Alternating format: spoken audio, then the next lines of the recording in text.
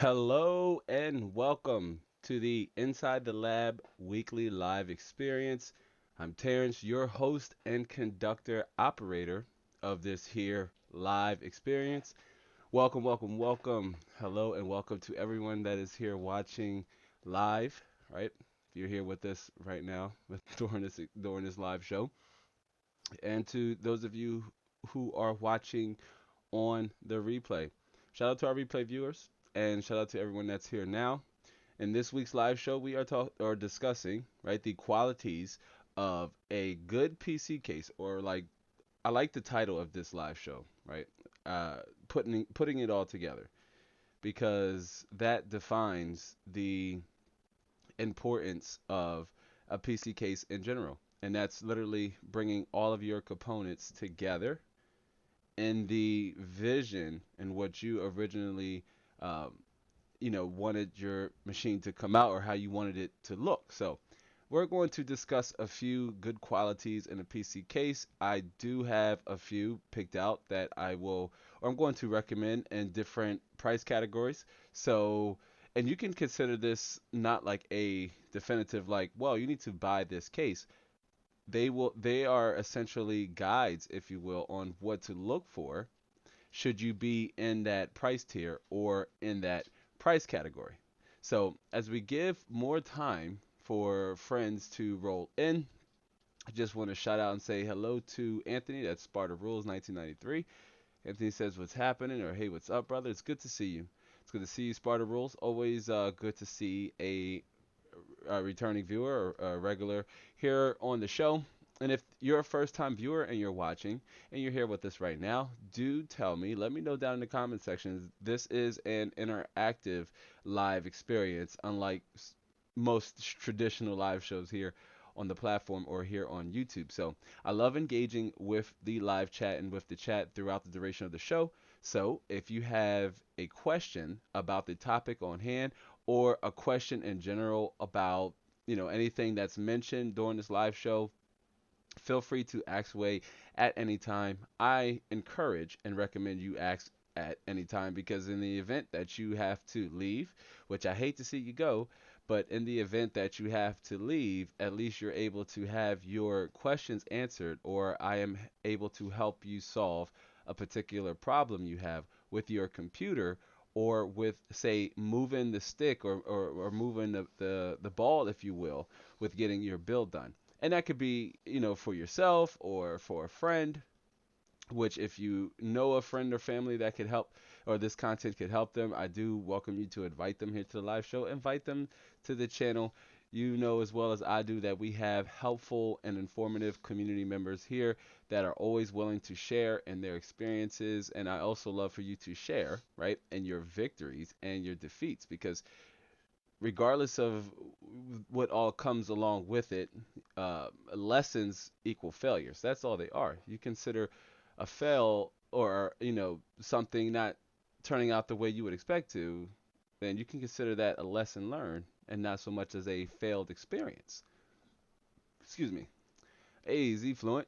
Zion is in the house. Zion says, "Hey, it's good to see you, Z Fluent. Z Fluent, another regular here on the channel. We're discussing cases in Z Fluent. I know you already have your case. In Sparta Rules, I believe you do as well. So, I tell you what, gentlemen, and anybody else that's watching, I'm going to ask questions throughout the live show. And this is essentially for anybody that's here. If you have already built your system, right? If you've already built your system or you've already decided on your case and you haven't completed your system, share it with the chat, right? Share with us during this live show at any time on what were some of your buying decisions that persuaded you to go with the choice that you went with.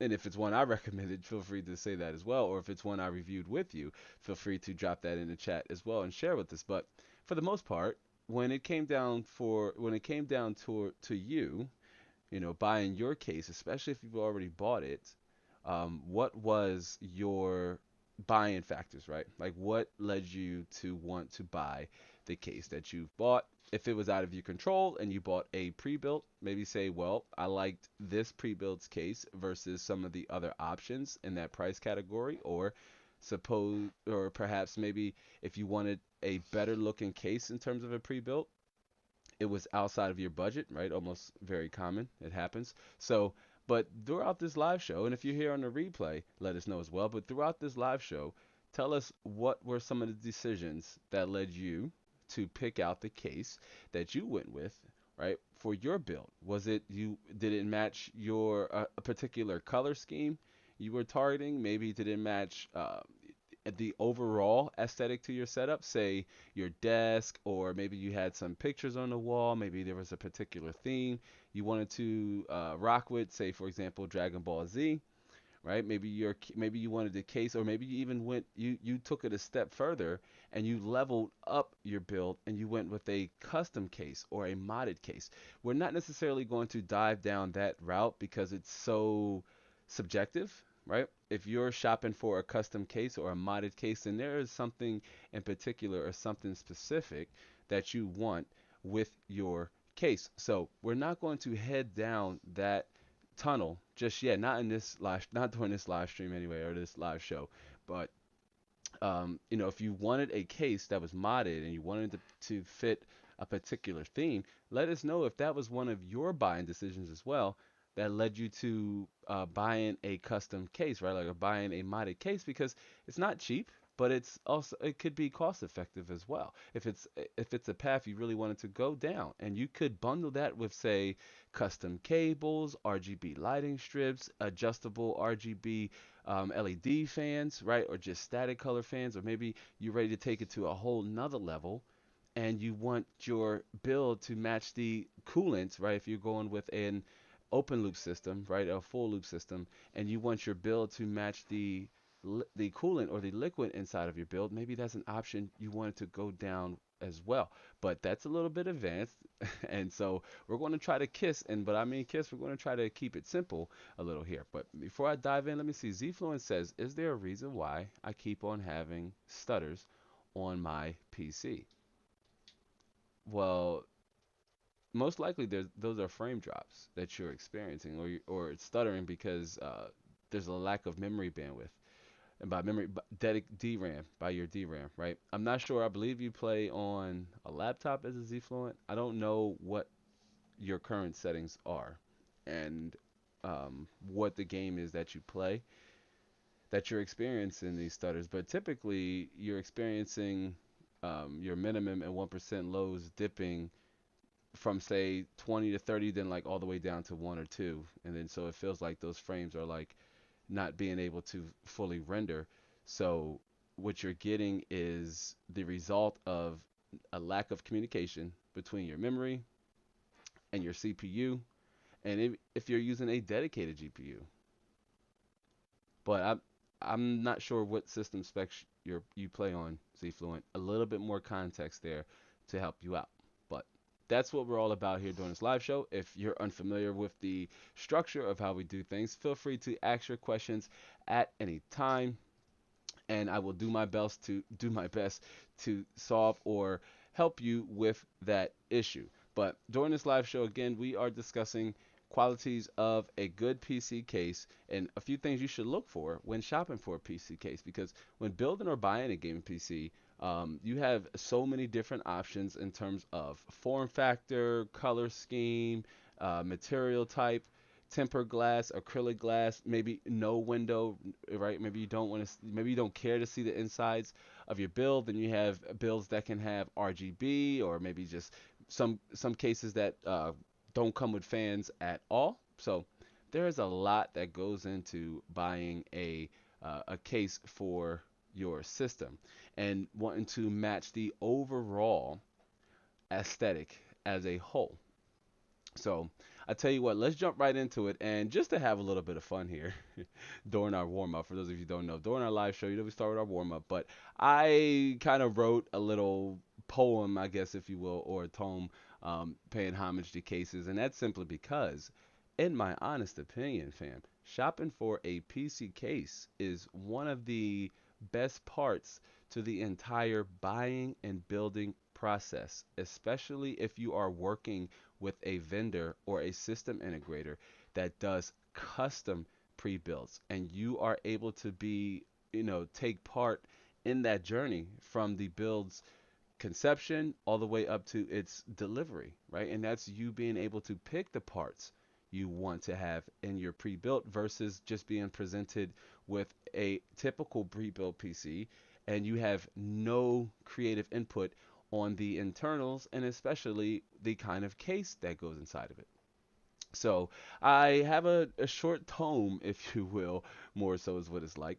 And it goes a little something like this. And obviously, we all should be able to guess what it is I'm talking about. But cases are the chassis of your PC. It's especially special to me. This is one of my favorite parts of the process. Looking for a case, I will casually just look at cases, even if I'm not in the market of buying a particular case. And cases are one of the components of seven. Remember, there's seven components to building your PC, but it's one of the components that I have the most of lying around because essentially a case is just as good as the components or the parts that you put inside.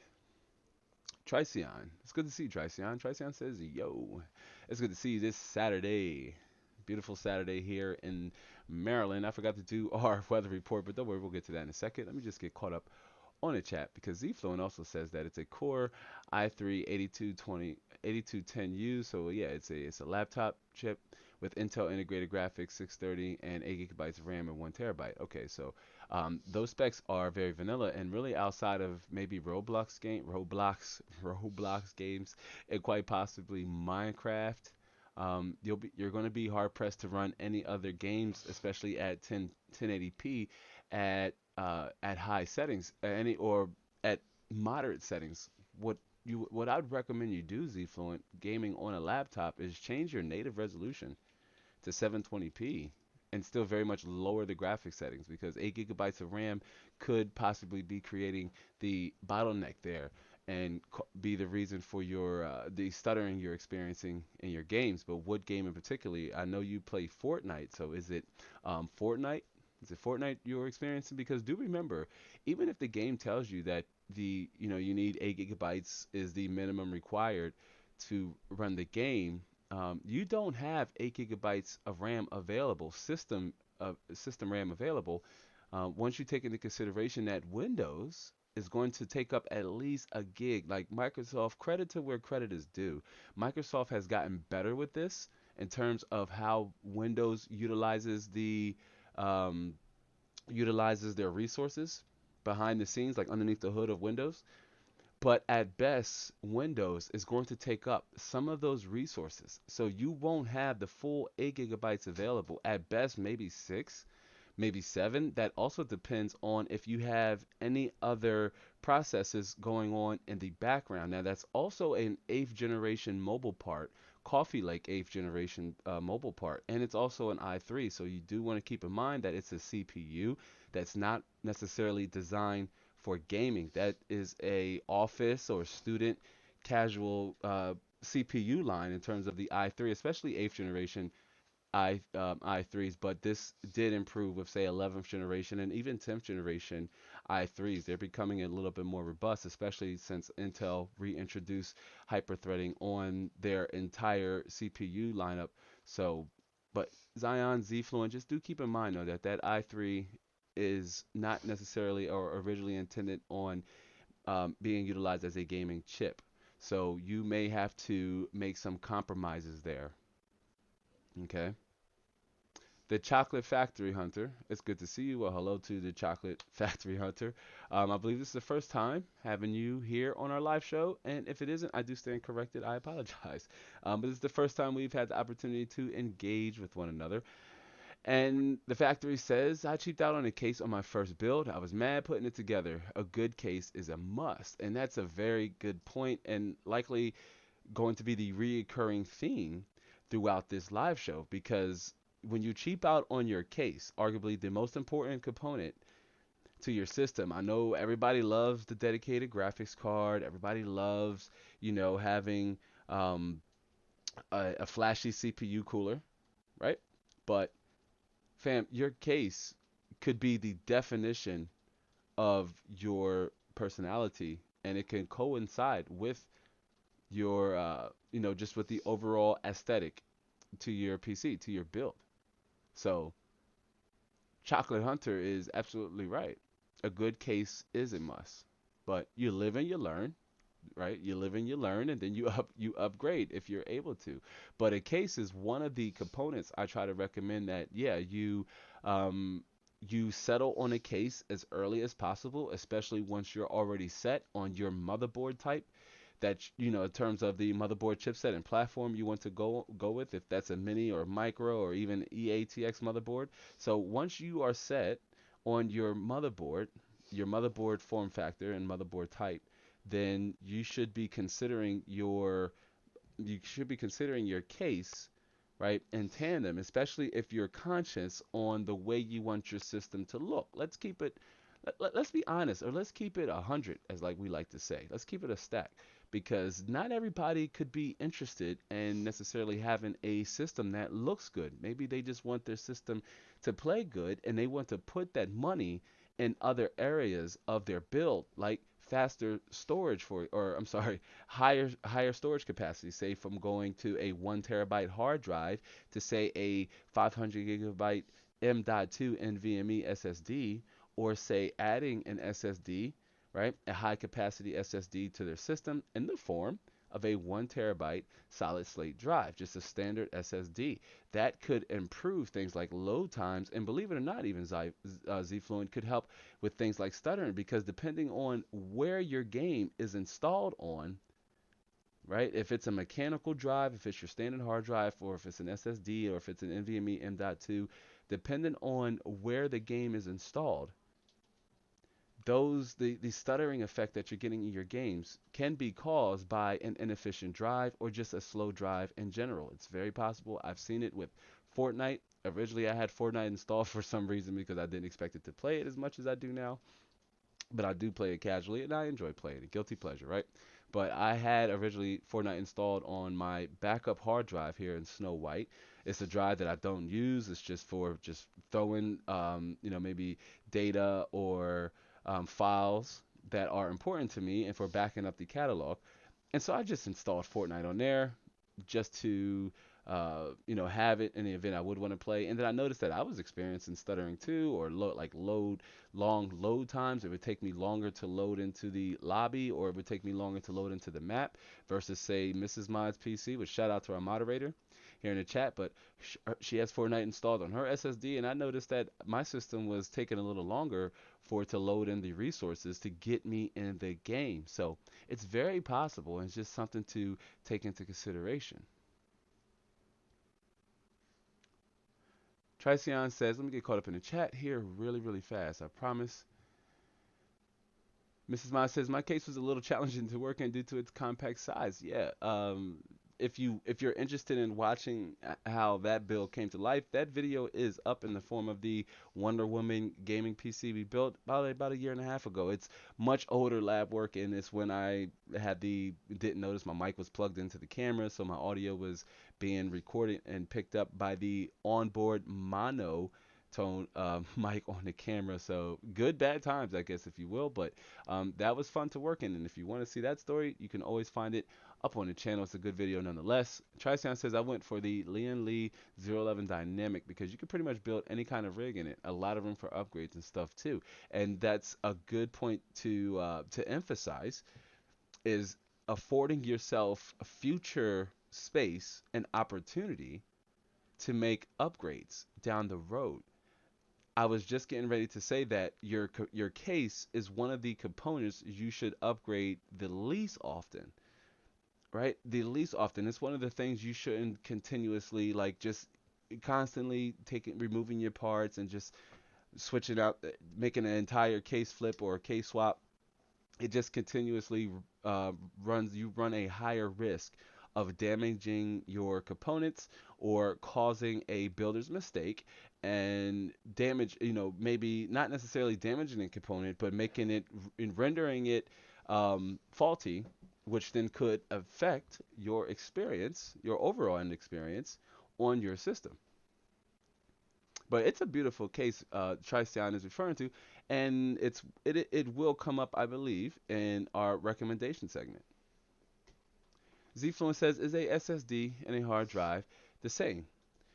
No, they are not. So you have, I mean, they are the same in terms of their functionality. They both are responsible for storing and sending data, right, and information back to any component that draws or calls for the resources. So let's use a game, for example.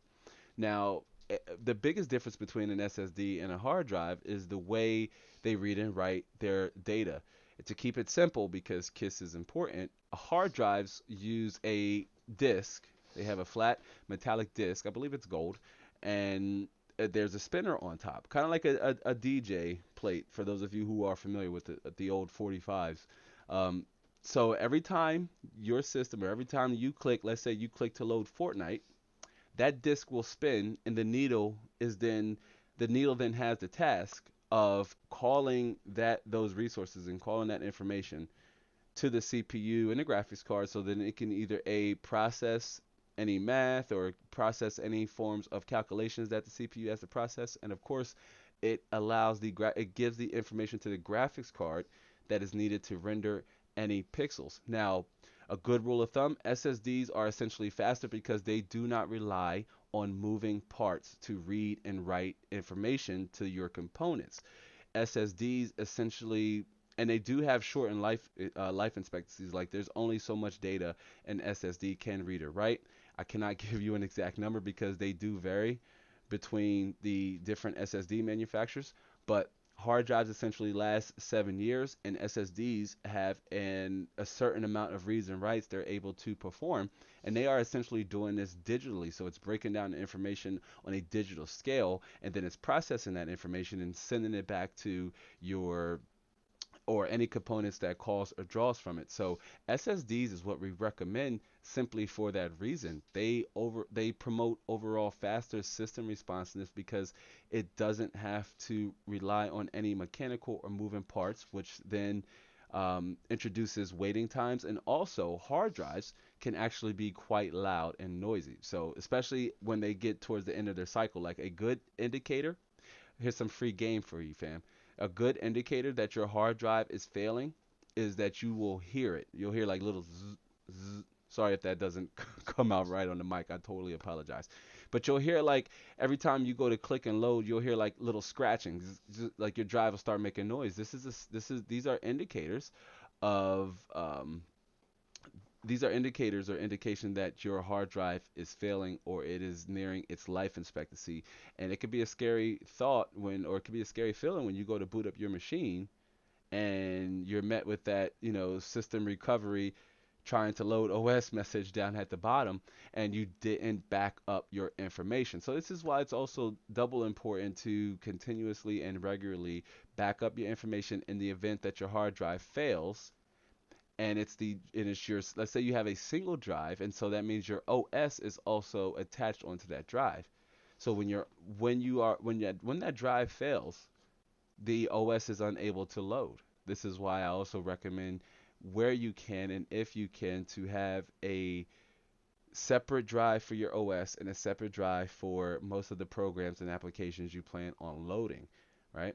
Even if that's, say you want a 250 gigabyte NVMe M.2 and then a 1 terabyte SSD. That's typically a very healthy mix, especially if you only use your system for gaming. If you're a creator and you need to save videos, save raw photos and raw images, then you most likely would want to rely on an external form of storage, and that way it just protects your content altogether. It's off your system should your system be compromised. You don't have to worry about your content or your catalog being compromised.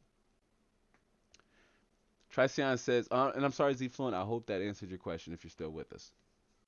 Tricion says, if I'm on a budget, I couldn't care less about the case, but it's a good way to spend on looks. I mean, and you know what? I'll add to that because I will introduce the idea of it goes beyond looks. You also very much want to have functionality in your case, but you're absolutely right. In fact, when we get to our recommendation segment, we're going to start at a lower price premium or a lower price tier because there are solid cases or solid options you can pick from in lower tier price categories, especially if you are what we like to call here on this channel, Tricion, what we like to call here on this channel, budget conscious or budget friendly, budget minded shoppers that who want to get the most for their money. So even if that's a case, right? We usually talk price to performance with your graphics cards and your CPUs. Most importantly, it's almost always those two components, but in terms of functionality, you very much can extract price to performance from your case, right? And now, we're speaking of the case, which I believe I got caught up on the chat, but I do see Cliff XLR Gaming says, "What's up, cool cats?" Right? Gives me a little bit of Carol Baskins says, "What's up, you cool cats? What's happening?" Cliff, it's good to see you on this Saturday. Cliff says, "Question: I love cases. Honestly, I change them all the time. A good case is very important to me. It's very important for me. Yeah, I mean, good can be in terms of like what I was just mentioning, functionality, aesthetics, look looks, how it performs in terms of moving airflow, and some of the additions it brings, right? Because there are certain qualities you still very much want to have in your case, and your case can be a very personal part of the whole entire system. You, friends and fam, know the analogy I like to use, that if I bought five PS5s, we all would essentially have the same looking entertainment device or the same gaming rig. I can't believe I just called a PS5 a gaming rig. Hey, consoles have a purpose, but PCs have character, right? But if I bought five PlayStation 5s and I got one, Mrs. Ma got one, Cliff, Tricion, let's say Z Fluent. I believe that's five. Um, we all would essentially have the same looking setup, the same looking console. Maybe our TV would look different, or maybe our monitor would be different, sure. But we all have the same base machine. But if we took the price of the PS5 and then said, well, let's build a PC of the at the equivalent price, right? And we all would have different cases. Most likely, we all would end up with different looking cases. We wouldn't have the same case, and that's because we all have different personalities. We may all enjoy PC gaming, we may all enjoy working with hardware, right? But it's one of the beautiful aspects to the customization angle with PC gaming, right? The P stands for personal, and then the C stands for computer. But the first letter, that first word, is to that what's it called, acronym, is important, and that's personal, right? Personal. And so each one of us would want to have a different personality attached to our system. It's one of the reasons why I would be hard pressed to imagine anybody here during this live show right now if we all have the same case. And I'm quite familiar with some of the cases that some of you have that are here now. I know Cliff, as Cliff says, I love switching out exchanging cases. And Cliff is an experienced builder. And so when you're an experienced builder, um, that comes with one of the perks of being comfortable with working with your hardware. But if you're not as experienced, it's good to pick a case that even if you have somebody do it for you, and you maybe you have a disability, or there's something that's preventing you from being able to build your PC, that's perfectly fine. There are men and women who are in business, who run businesses to help those people out, to help get your system built for you. Now, if you have the capital and you have the funds, by all means, spend your cash. But what you wouldn't want to do is spend money just constantly having to pay a system integrator to swap out your parts, right? But it could very much be cost effective to you. Again, I'm not here to tell you how to spend your money. I'm just here to help you save your money, on help you show you how you can save your money in this expensive hobby. Tricion says, the budget oriented content you upload made me sub to you in the first place. Yeah, and I appreciate that. And I wanted to mention really fast here, I had the opportunity of collabing with a fellow creator. His name's Rob Balasabas. He's like he creates content around helping other creators like create better content, I guess, if you will. And he works for TubeBuddy, which had the pleasure of sending me over some swag, some merch. Shout out to TubeBuddy. They don't sponsor this channel in any way, but I am an affiliate. So if you are a creator and if you want to create content, or if you're interested in possibly creating content, in a nutshell, TubeBuddy just helps you manage your channel And it's the number one browser plugin in helping you do so. There's a free option, there's a paid option, there's no obligation to you, there's no extra added cost. But I am an affiliate, so if you are ever interested in signing up for TubeBuddy, the best way I could put it is TubeBuddy helps you find the people you want to create content for. That's it. I'm not here to tell you it helps you get subscribers, because it really doesn't, in my honest opinion. But one thing it really does help you do is really it helps you find the people who you are looking for. So, and that right there to me makes the program worth it. But I had the opportunity of going over to the brand ambassador and the brand specialist or the brand manager for TubeBuddy, Rob Alasabas, over on his channel with a few other creators that create, different niches, and some of them specialize in live streaming and what have you. Some of them just create VODs, but I had the pleasure of being on their live stream and just giving my insights, and just that's one of the things I had pressed on, is that's what inspired me to create content, and that was to look out for the budget conscience and the budget oriented spenders who want to save money, but then deep down inside, I've said, you know what? Even if you do have the money, you're not excluded either. Like, you can still very much join in and be a part of this community and be a part of the discussion. But Tricion, that's something I want to very much make sure I remember that's where I came from. And a lot of you long time viewers like Sparta Rules and you Tricion, like I know Sparta Rules, we met on the 1920X video. And I remember him commenting saying he was interested in that CPU and he was blown away by the price and the performance behind it. And again, that was just for if you wanted a budget at the time, it was $169.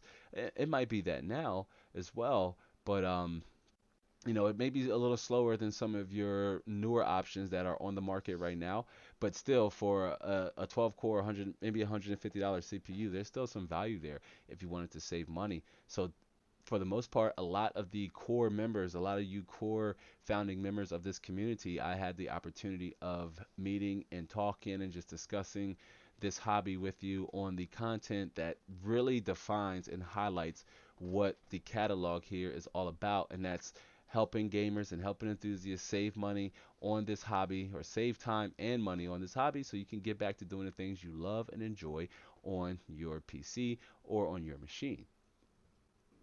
And Cliff says, I just can't bring myself to change my current case. It's extremely well made. Optional panels, mesh options, soundproofing, and just overall extremely allowed. I can't find fault with it to move on. And that means you found something good, brother. And there's absolutely positively nothing wrong with that. I see what I would consider obviously better options than what I use. And I use the Corsair RX 570 or 570 RX with the tempered glass on all the sides. And there are, maybe better options, but this particular case, like I just really love this case, and I have yet to grow out of it. That's why when I update my editing rig and we start that series, um, I'm likely not going to change the case. Friends and fam, I don't like to give too much insight into the series before we start them, but I'm likely not going to swap out the case. Maybe just give the case a good cleaning, because Snow White is in need of a good cleaning. Like I feel I feel embarrassed to show her condition online, but Snow White is in need of a cleaning. But a case swap, not necessarily. I am content with this case. It has the way it looks and its premium aesthetic and feel. Trician says 2020 was a good year for me, so that's why I'm not on as a tight budget anymore. But your content is actually helpful, so that's why I'm still here. Well, I definitely appreciate that. That's part of the mission. That's continuing to produce helpful content. So you're absolutely right. So it keeps viewers like yourself around that has evolved and leveled up their experience. Let's use Trisound as an example, and that's leveled up their knowledge and experience in this field, in our niche, which is PC gaming, right? So if you enjoy playing games on PC, whether you're a first time builder or you started with me and you learned how to build your PC and now you're overclocking and you're doing it for other people, that's great. Part of my obligation as a content creator, which is very much part of the struggle I think a lot of content creators struggle with, and they're just not public about it. They just don't talk about it.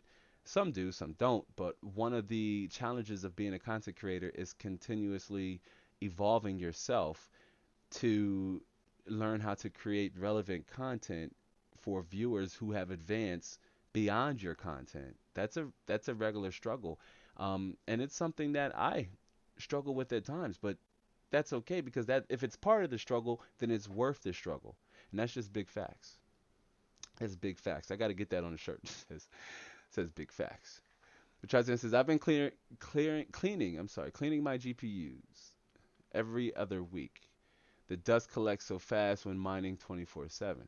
Yeah, awesome. So Trician has been sharing that. He's been mining, and we're going to have to. I love to talk more of that with you. I know you shared some of your stats over in our Discord, which we're going to jump into our Discord here in a second. But fam, I haven't even started with our warm up tone just yet. But that's awesome stuff. Cleaning the GPU, if you have the right tools, can be actually a little soothing if you're comfortable with breaking it down.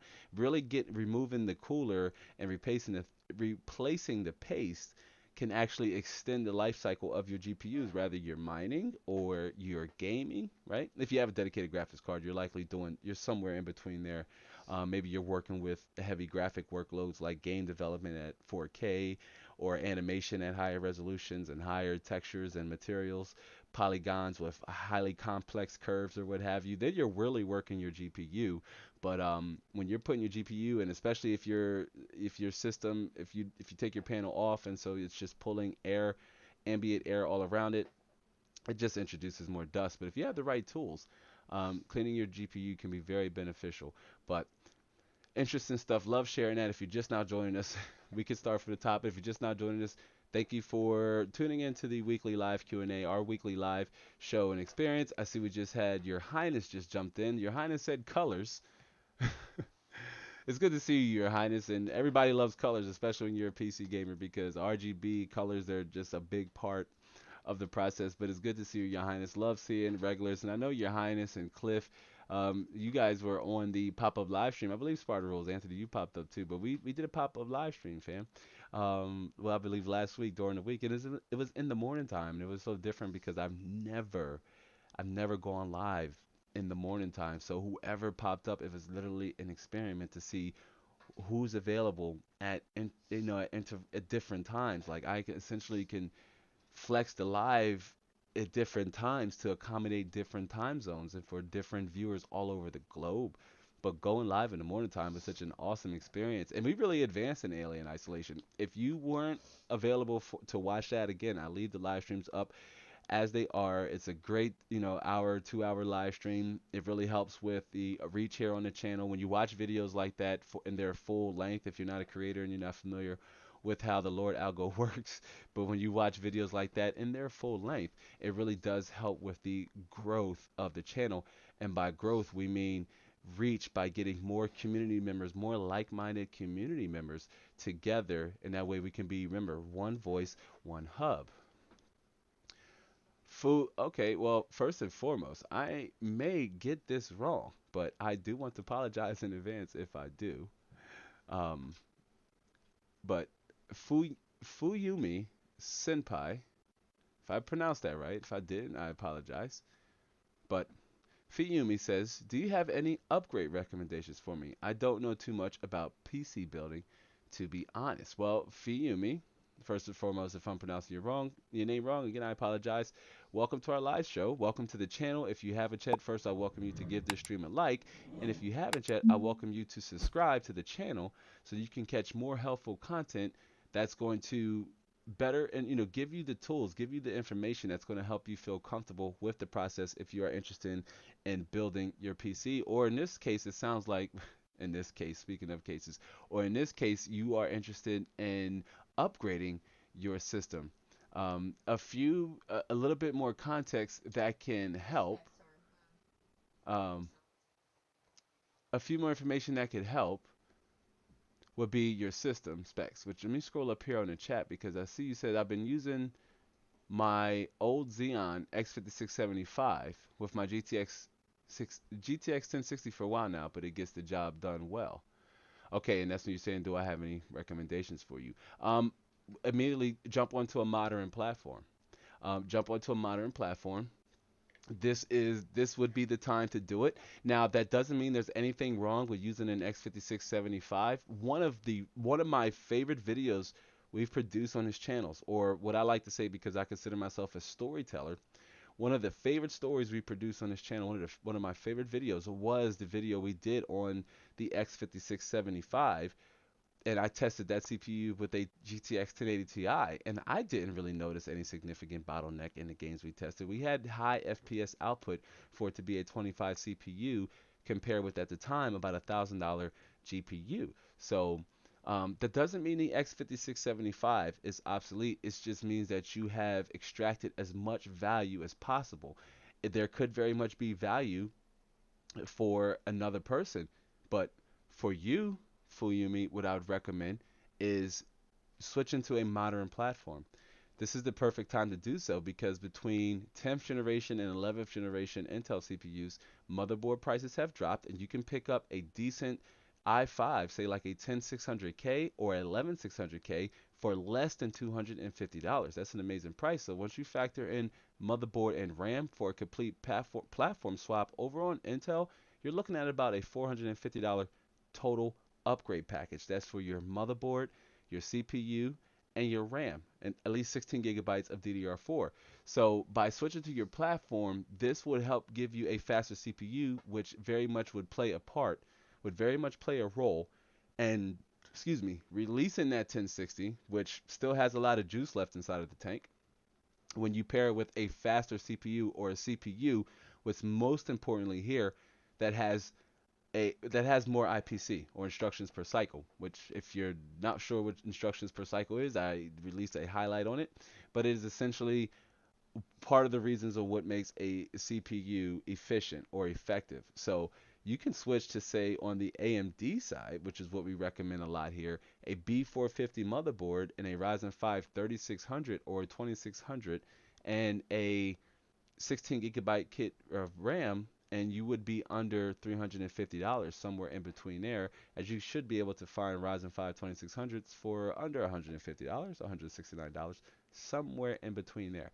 But now is the opportune time for yourself to jump over to a modern platform, jump over to the AM4 platform, and get onto a board with the CPU that has a little bit more instructions per cycle or better IPC, and also has a higher clock speed. Although you can typically overclocked Xeon CPUs like the X5675, if you have a really decent X58 motherboard, you can get a 4 plus gigahertz overclock on your CPU. Now, the motherboard I was using was essentially an OEM motherboard, so it didn't have the best overclocking, features inside of the BIOS. So I was only able to get like a 3.9, 4 gigahertz semi-stable overclock on my X5675. But it's such a well-bent chip. I am confident that on a more premium X58 motherboard, I can get a better overclock on that CPU if I wanted to, especially given that I was using an AIO. And then Cliff says really fast to get caught up in the checks. I see we had more people join in. I want to get to the meat and bones of the topic. But again, friends and fam, welcome to the live experience. And if you have any questions about the topic, we're discussing qualities of a good PC case. If you are looking to upgrade, like Fiyumi asks, or you are looking to build and you're unsure where to start and what to look for in a case, don't worry. Throughout this live show, stick around because I am pretty sure I am going to deliver as much information as possible. And if I'm unable to answer your questions or provide you with the information you need, we have super helpful friends and fam in the chat that would love to help you in any way, shape, or form. This is an interactive live stream, quite not as traditional as um, what's recommended creators and how we should live stream, but this is an interactive experience. This is a live experience. This is why it's just not necessarily a live show. This is an experience, fam. So feel free to ask away, ask your questions at any time. Cliff says, I like to discuss the mesh movement. While mesh is good, it's a trade-off. Mesh equals more noise, and I found even a well-designed closed case can keep tied up with mesh cases. Yeah, absolutely. I mean, some of the NZXT H series cases, to be example, they have closed front panels and rely on air with like two small grooves on the side. And in terms of temperatures, internal temperatures, you're right. It could very much keep up with cases with meshes. Now, I think there's a duality behind cases with meshes, and that's not only does it supposedly will, encourage better airflow, but if you have custom fans, right, like if you have a color coordinated fan, right, like if it's a custom fan and it matches another aesthetic to your case or another component inside of your case, having a mesh case just makes that visible and it makes it available for you to see. So that's a two-part trade-off, in my honest opinion, that you get with mesh cases, but it's something we're going to talk about because a mesh case and a case without mesh does not necessarily mean that it's not going to promote good airflow. There could just be other benefits to be had when you go with a case that has a mesh versus one without a case. It just really boils down to your preference. But nonetheless, I totally agree with you, Cliff. And Cliff says, I've ran panels off panels, and temps are very minimal difference. Yeah, I've done the same here. I mean, it really depends on the mood and the vibes. Like right now, I have the panel off of Snow White, but it does because I typically stream for long periods, and even when we're doing our gaming sessions, it does get hot. Like it really does build up with extended game periods. But it's just something about seeing the components not behind a glass. But it just really depends on the mood. Like for example, the case I use, the H500M, with the mesh, the Cooler Master case. I like that tempered glass, but that's mostly because the tempered glass is tinted. So I do like leaving that on versus having it off. It's just something about that tinted glass and then the lighting behind it just gives it this real premium, really neat look. So it could just really boil down to the case that I'm using. Um, but nonetheless, it's all good stuff. All good stuff. And Cliff says to Fumi that you can recoup partial upgrade expense by moving your current hardware on the used market and go with Lab's advice. Yeah, absolutely. Cliff makes a very valid point for Yumi.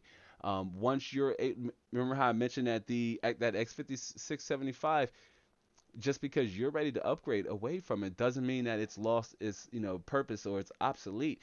It may be an obsolete, sure, because it's no longer on the shelves, but that doesn't mean that there's no value for it. A 6-core 12-thread CPU, even right now, there's still a whole lot of value in the fact that yeah, you can pair it with a ninth or 10th generation NVIDIA GPU, say like a 960 or 970, or in your case a 1060, like a lower end class GPU, and you can still have very much a playable experience. But now that you're ready and you want more, a cost effective upgrade on a new platform, it could be cost effective by simply selling your core, your motherboard, your CPU, and your RAM over on an X58 platform for whatever is a price that's suitable in your market or in your area, and recoup some of that cost, recoup some of that upgrade cost, and then it really makes the upgrade that much better because if you can say I'm gonna use the for sakes of simplicity here U.S. American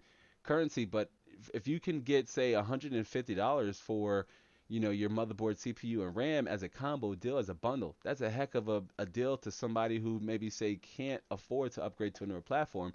But then you could say take $250 or $300, and that would really put yourself in a good position to upgrade to a faster platform, and it could also be affordable and economical for you. Fuyumi says that sounds like a really good idea, really good deal. Thanks, man. I appreciate it. Thanks for the tips. I would totally be lost if I tried to do this alone. Well, I tell you what, Fuyumi, stick around and don't do it alone. We are a well close knit community. We have our Discord, which I'm going to jump in here in a second to tell you how you can get into that.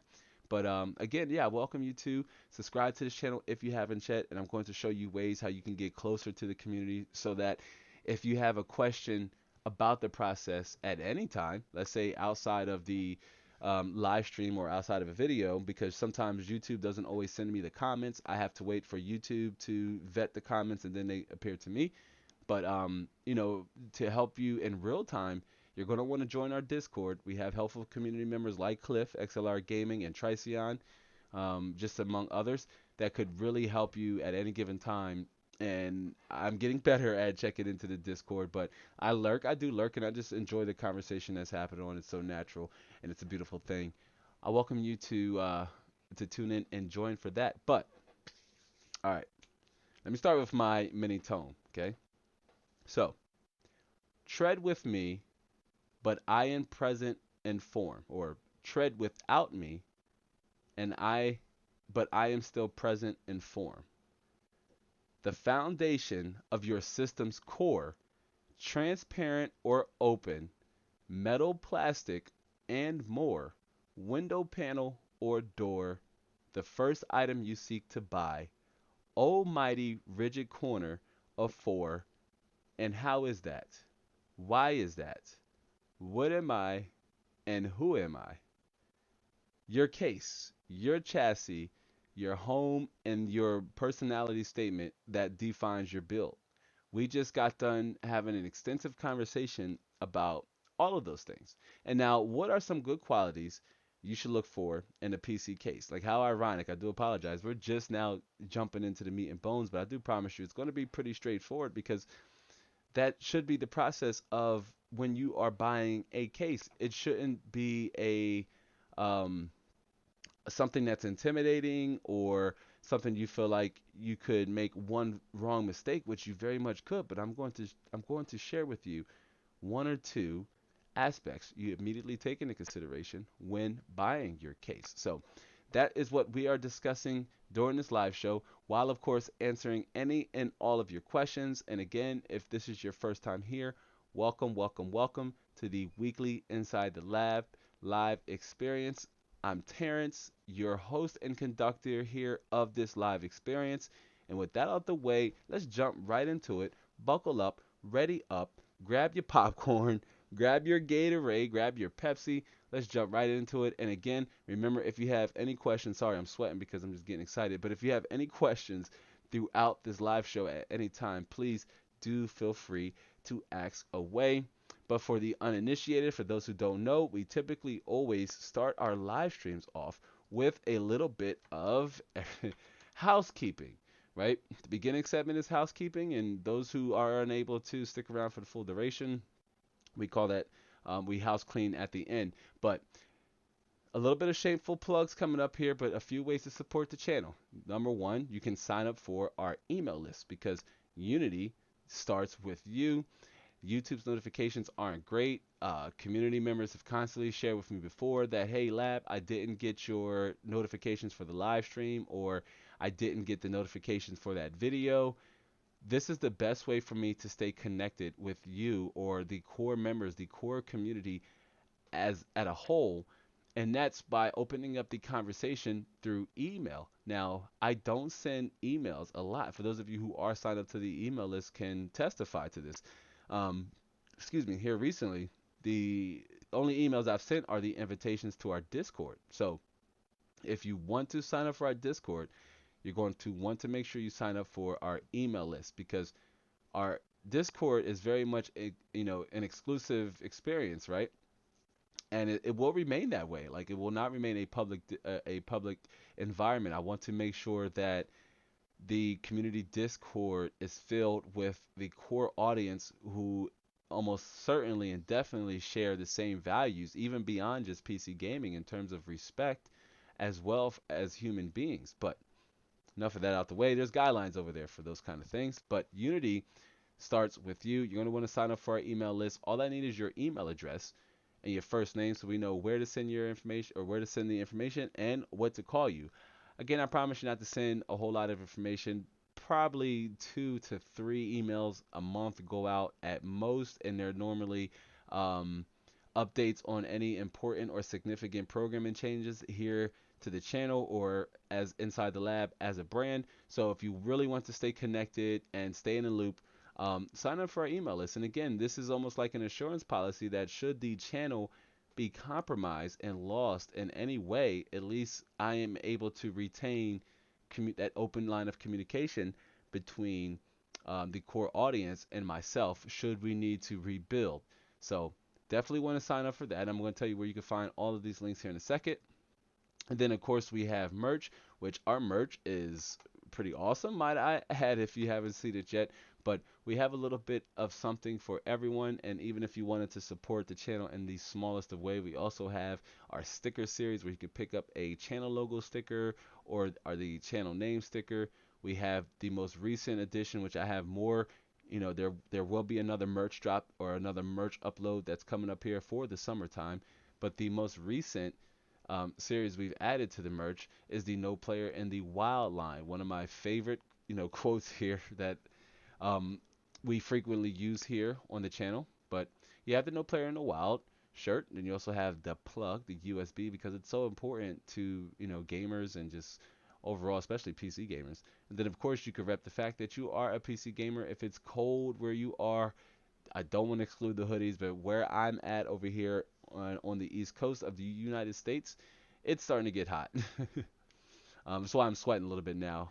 We have Snow White on, but it's all good. We here. Then we also have hardware and hardware lines like the mug, and I do have more mug designs and more like cantina-based designs coming up, and of course more T-shirts ideas coming up. So you're gonna want to check over or head over to the merch to give that a look-see over if you haven't yet. And then last but not least, you're going to want to head over to the website, as this is the brand or all of the content brought together in essentially one place. For example, didn't know we did a pop-up live stream, just head here. If you're unable to head to the channel, always head to the website. I leave the most recent video here, and then the same could be said for the live show, which the previous live show is always left up here. So if you want to go back and check out what the previous conversation was, you could also do this on the homepage of the website. Learn more about me if you're interested in diving more into who I am as the host of Inside the Lab and who I am as a content creator and as a person. You can also contact me to give me a little bit of rough criticism. Excuse me. Maybe I said something, you didn't like, or maybe something you was confused about, or if you want to communicate with me, or just send me a nice message. You can do that by heading over here to the contact page. Check out our community blog, which we will be posting helpful updates and a few articles from guests, and of course the whole entire videography. Every video I've published as a content creator is up there as well. So head over to the website, check out the merch, sign up for the email list. If you haven't yet, you can find all of those things down in the description box below. Or if you're here on a replay, you will most likely be able to see it on the pinned comment. So, all right, housekeeping's out the way. Now, let's jump right into the official meat and bones of the content. And as the title of the live stream pointed out, that is putting it all together. We are putting it all together and discussing some of the qualities of a good case. The poem I read earlier just simply I wanted to point out that it highlighted some of the many different features and options you can look for, right, when shopping for a case, right? Because should you go with a tempered glass, or should you go with acrylic? Should you go metal, aluminum, ATX, micro ATX, mini ITX? You have so many different options to choose from. It could be a little confusing knowing when and where to start. So that is what we're going to again discuss during this live show, right? And again, if you have any questions along the way, feel free to ask them. But let's start over with not the conclusions, but our first card here reads as such, and that's: without a solid foundation, you'll have trouble building anything of value. Now, that can be a little bit of game rare that could be applied to anything you want to do outside of just building the PC. But for the sake of relevancy here, we're going to apply it to the concept, the notion, the idea of literally building a machine that delivers the price to performance that you expect it to. Because one of the things we like to mention or bring up here in this community is that when it comes down to building your PC, it's all about how much you are willing to invest in your personal experience. So that essentially boils down to, yes, you want to make sure you are building a solid foundation if you want to make sure you are building a PC that has value or one that is delivering on price to performance. Now, earlier or at the beginning of this live show, we talked briefly about, you know, airflow and how cases, a well-built case should promote good airflow. Now, this is essentially critical or crucial when shopping for a PC case to make sure that the case in some way or some form has adequate airflow or a case that at least promotes adequate airflow. What does that even mean? Well, like Cliff or XLR Gaming had brought up, having a case with mesh doesn't necessarily guarantee better airflow versus a case without a mesh.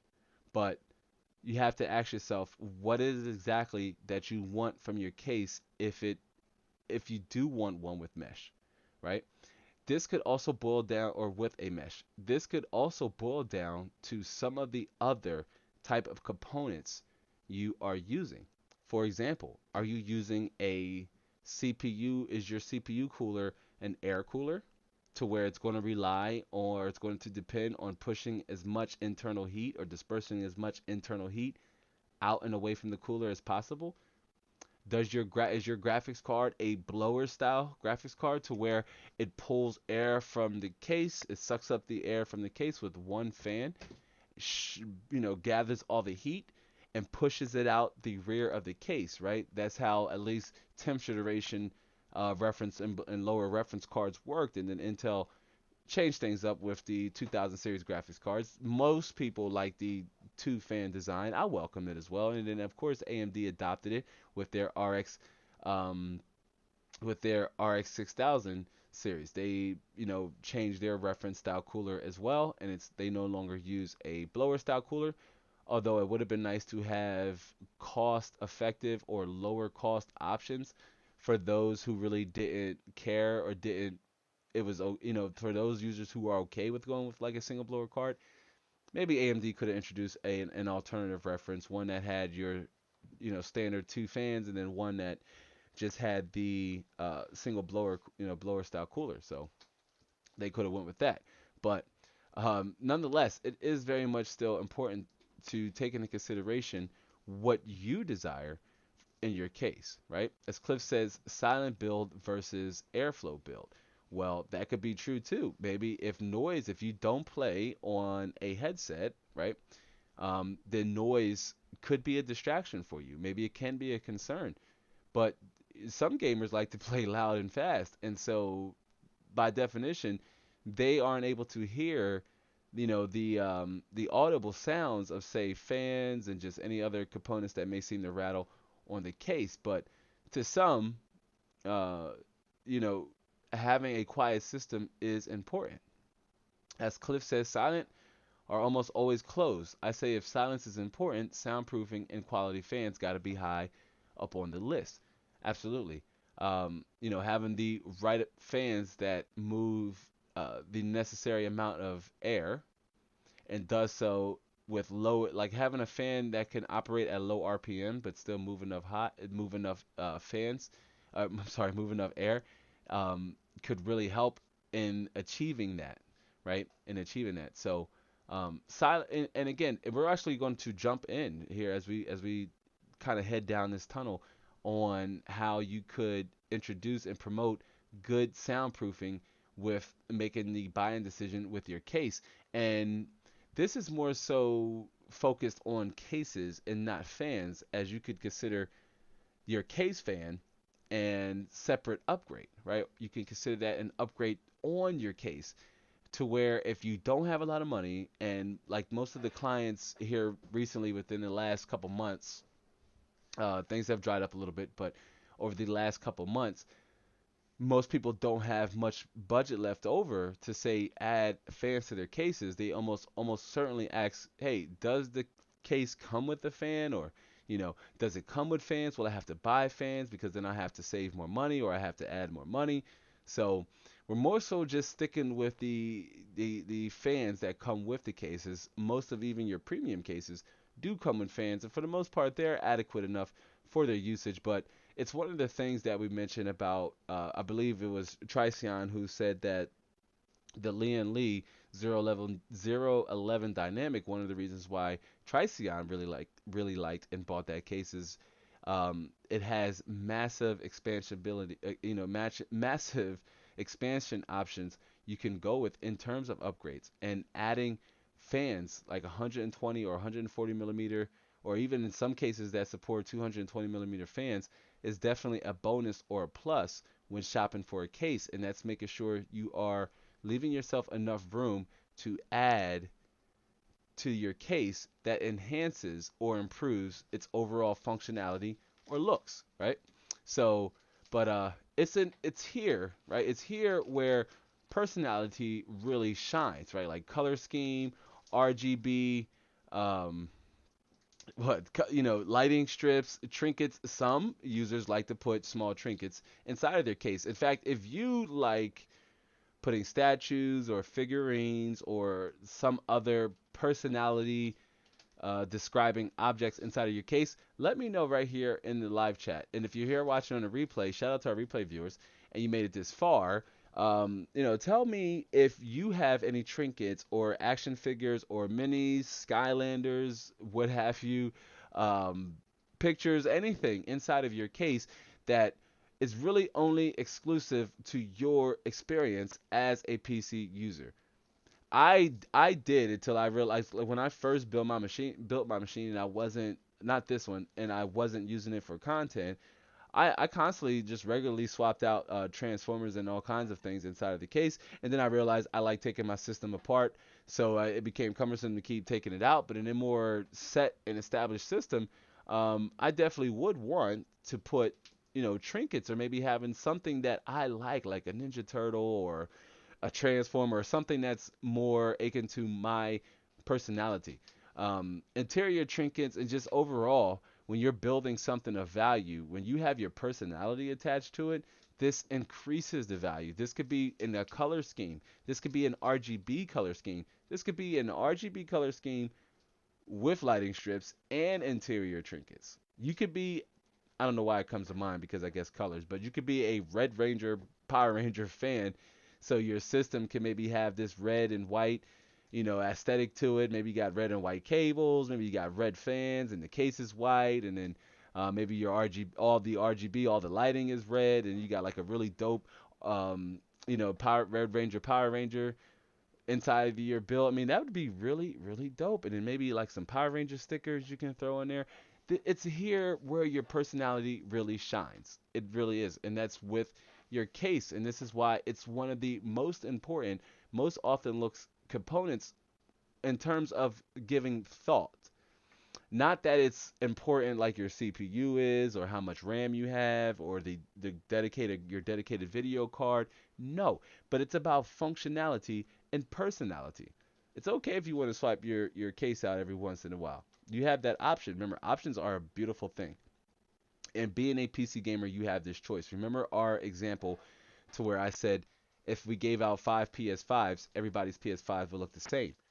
But if we all were giving a $600 budget to build a PC, chances are we would all pick different cases at different prices, because depending on how important or what was important in the case we were looking for, that is where we decided to invest our money, or that category is where we decided to invest our money in. Now, a good rule of thumb, in my honest opinion, is the more premium the cost, the more quality of the case, which translates to a higher grade of metals and transparency.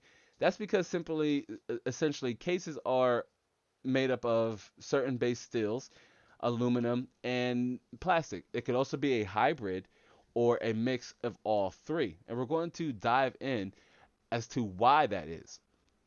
Let me just get caught up here really fast in the chat. And again, if you're just now joining us, I do welcome you to give this stream a like. If you're unable to stay throughout the full duration and you want to pop in and say, hey, what's this guy Terrence even talking about? What's this guy inside the lab even talking about? If you're unable to stay for the full duration of the live show, totally understandable. But I do welcome you to give this stream a like on your way in, on your way out. It's going to help us get it in front of more and more people.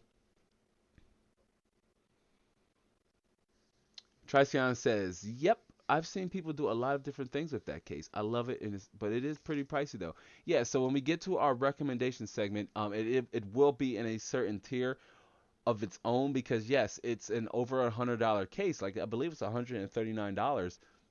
Excuse me. Well, last time I looked at it, so it's not a cheap case. It's quite expensive, and so if you don't have the budget to put over $100+ in your case, then you may have to compromise for something that it could look just as good and be just as effective. Now, I think what makes the Lian Li 011 Dynamic a popular choice among builders, especially first-time builders, is that yes, it is spacious and easy to work in, given how the rear of the case acts as like a separate compartment to all of your cables and your power supply unit. So it just makes building for new beginners a little easier. And on top of that, it has a wide range of support for things like radiator and and internal water pumps and different things of that nature if you wanted to go with a fully water cooled system. But the pros and cons to premium cases, we are going to dive into that, I promise you. So again, if you're just now joining us, welcome to the Inside the Lab live experience. We are discussing qualities of a good case, putting it all together, and a few things you should look for in a PC case if you are either looking to build your system for the first time or upgrade your system for a second time, right? And you're unsure of where to start or how much you should spend and what you should look for in your upgrade. If you have any questions about the topic at any time, do feel free to drop them in the live chat or drop them up in the live chat. This is essentially an interactive live experience, and I will answer your questions at any time. And Cliff says, or Mrs. Mod, our moderator says, I have a Rex Gear case that is red and gold. Yep, and a Wonder Woman trinket inside of her case. Yeah, so her theme is Wonder Woman build theme, and the Rex Gear case we use is actually quite fitting to the overall theme. It has this like red and gold aesthetic to it. It looks really neat. So if you really want to see how we put that build together, you could find that video. Again, it's older lab material. Some of my older work is before I had a dedicated mic. So and before I knew how to autofocus on the camera work. It's so new, but good time. It shows the growth. It shows how I started to where I am now. And that's why no, I'm not a fan of deleting your old videos, even if they are bad. Your first videos are your worst videos. But you got to keep going. You got to keep going. You got to keep making videos. And I'm glad I didn't stop, even when I had got ridiculed or I was insecure in the content or I didn't think nobody would watch or whatever the insecurity was. I just overcame it and just kept creating, which we're pushing close to 100 videos here, and we probably will do like a 100 video short milestone live stream. Nothing formal, not like the anniversary live stream. Just pop up and make that live stream the official 100th video. That is a goal of mine that I wanted to make sure I targeted before subscribers, before views, before enabling monetization. Reaching 100 videos was a goal that I wanted to strive for because I knew that if I can improve 1% with each video, I will get better as we hit that 100 video goal. And then from 100 videos, I have like a 500 video goal, right? Because I want to get better 500% at creating at better creating content. So imagine how I improved as a creator from like 0 to 100 videos. Imagine where how much better I could get at delivering value clearer and easier for you to digest and help you in an informative way going from say 100 videos to 500 videos. So all good stuff there. And Cliff says, I have been digging Be Quiet's case lineup lately. Yeah, they really came out with some pretty. I mean, just their coolers too. I really like their Be Quiet cooler. They really stepping up their aesthetic game. So that's good to see. It's good to see when brands and businesses also level up their product and level up their level up how they deliver value. As a creator, how I deliver value depends on how clear I am able to articulate it to you here, and that's something I constantly want to work on, friends and fam. I had dropped a tweet out. Let me switch back here before we jump fully into that because this is important to me. But I had dropped a tweet out earlier to where I had just said that I don't say this simply enough, but I just wanted to thank, and I'm gonna say it here now for those of you who are watching in case you didn't see that tweet. But I just don't say this simply enough, but I want to thank the community and the supporters who invest their time and their support and for accompanying me along this journey as a creator. I truly do thank you. I truly do appreciate you growing with me and giving me this opportunity to grow and get better at delivering value in content and just delivering content in general. We are in year two, fam. We're only in. Oh, I'm sorry. We're in year three. We are in year three, and I could just continue to hope to get better and just continue to deliver content in a clear and consistent manner. But without the community as a creator, I am nothing. So, short rant over because you guys and gals know I ain't good at ranting. But jumping back here, one thing that I wanted to mention because we were talking about how the more premium the cost and the more quality of the case, and like Tricion mentioned, the Lian Li 011 dynamic is quite expensive, and that's because it's just slightly more slightly more premium. So the reason why most cases are metal is because they conduct heat a little bit better. So this is not necessarily a scientific fact, but it has been proven that it can help with dispersal of heat. What's really dependent on how well your case is going to push that heat off and away from your components and off of the metal inside of your case, that is going to be your fans. It's kind of like what XLR Gaming was mentioning, saying how you want to make sure you have good, silent, effective fans that are not only quiet and audible, but they also do an effective job at moving air through the front across your most sensitive components, your components that get the hottest. Your memory does get hot. Your memory actually relies on passive cooling because memory does most modern memory has heat spreaders anyway. You can take them off, which I know there's users that do it, and I'm not going to knock you. Me personally, the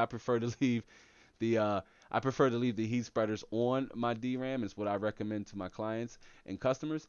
But your memory relies on passive air or passive cooling to keep it at an operational temperature. And of course, your graphics card has dedicated onboard cooling that helps keeps that processor chip rendering those graphics in a nice, cool, and effective manner. And then of course, your CPU is going to either rely on air or water to keep it cool. Now, what all of those components will rely on together is how effective your fans move air out and away from that case. Okay, no amount of money you could spend $200, you could spend $300 on a case if your fans don't promote good airflow and they're not positioned and set up and they're configured in a way where it complements your core components depending on the type of graphics card you use.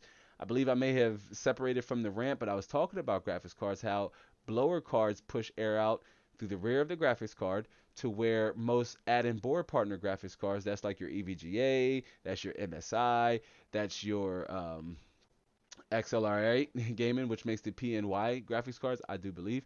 But all add-in board graphics cards, for the most part, they use a two-fan or even a three-fan cooler to where those fans will pull air up, and that is what will keep the graphics card cool. And then the fans will then push the air out of the sides of the graphics card. So that hot air is actually being reintroduced back into the case. So if you're using an aftermarket graphics card or an add-in board partner graphics card, then you want to make sure that you have enough cool air being brought into the case and at least a rear exhaust fan like you see here in our GIF example that's looping, dispersing and pushing that air out from the rear of the case.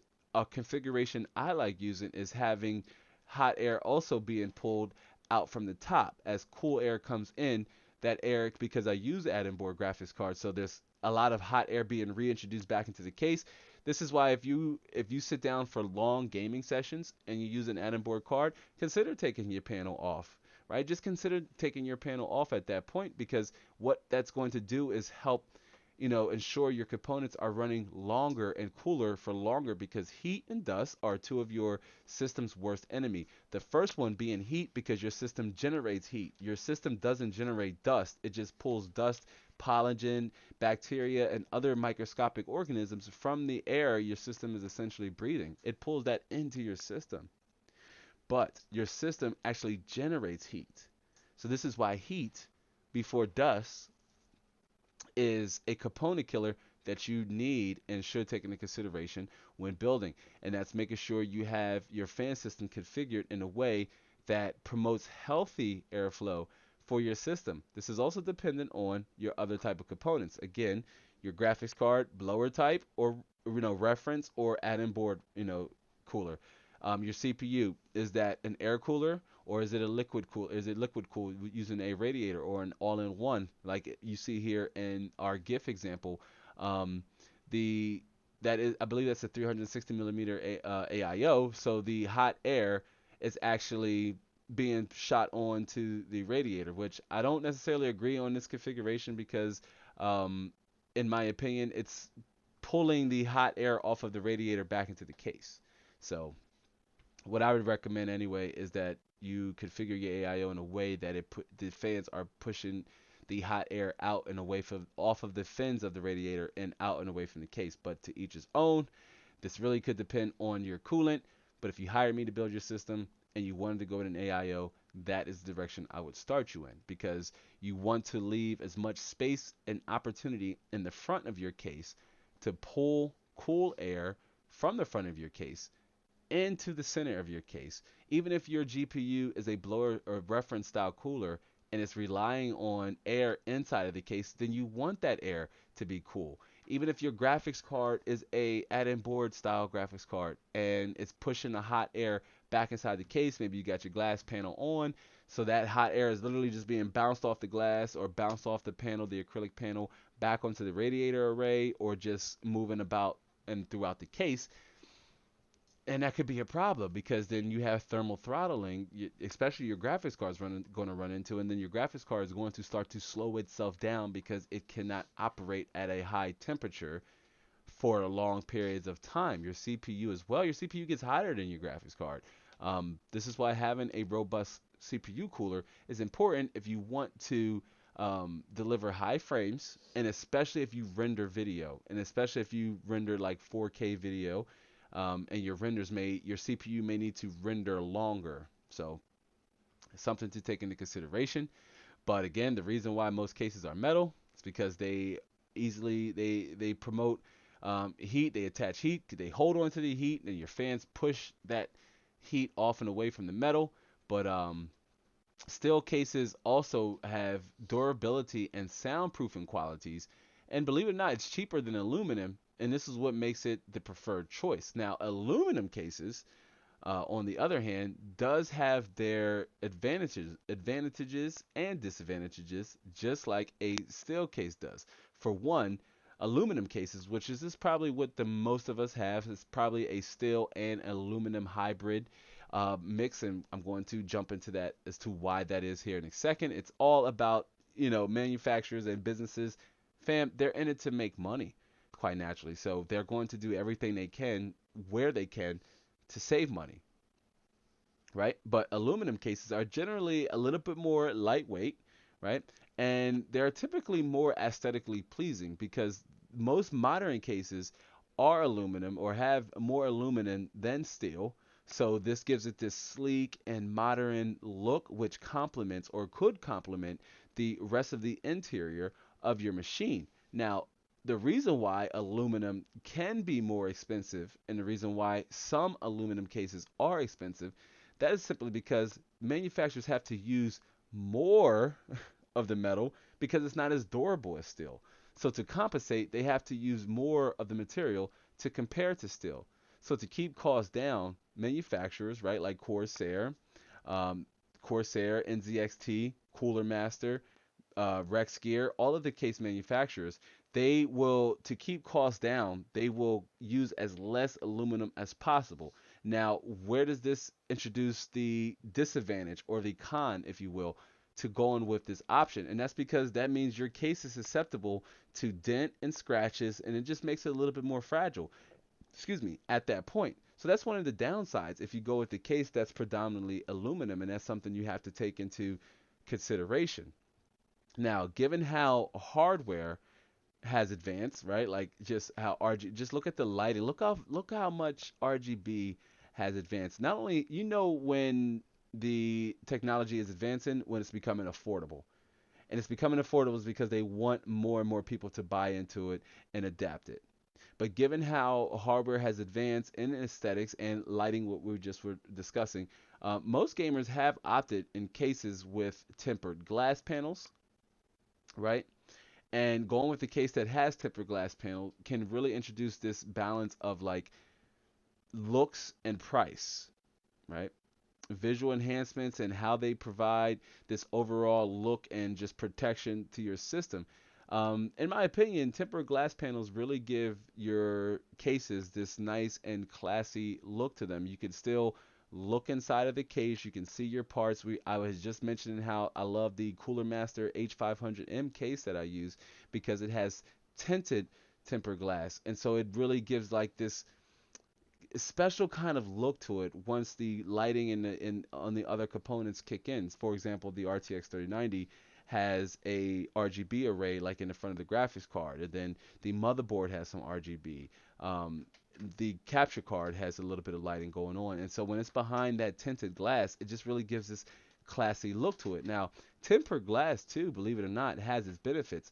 A few downsides is that it does kind of hold on to the heat. It's one downside, but and it also that it's heavy. So tempered glass cases are really heavy. That H500M case, man, I have to carry that thing with like precious, like it's a baby because that thing is heavy. It almost makes sense to move it without the glass panels on, but depending on where I'm going, I'm just like, oh, it's just a few steps up to the second level or down to the lower level. But tempered glass does have its benefits. It's more impact resistant, especially tempered glass. It's more impact resistant. It's harder than regular glass, and tempered glass material is also better than plastic and aluminum when it comes to containing noise. So if noise is a concern for you, consider a case with tempered glass. Consider a steel aluminum tempered glass case if you want to reduce the noises your system may make. Put plain and simple. The thermal take, I believe, View 21 or View 71 has all tempered glass. I picked that case up at Micro Center without any internals, and holy cow, that bad boy was heavy. So once you consider you put the parts inside of there as well, and depending on what you're putting in there, you're adding maybe 10 pounds, maybe 10, 15 pounds to the mix. It really makes your machine like, holy smokes, this is like really, really heavy. But in this case, when it comes to tempered glass, especially if we're speaking on how it could really add definition to your system and really help your internal shine. Remember how we use the Power Ranger? It's like an angel and a Power Ranger combined, like a Power Ranger.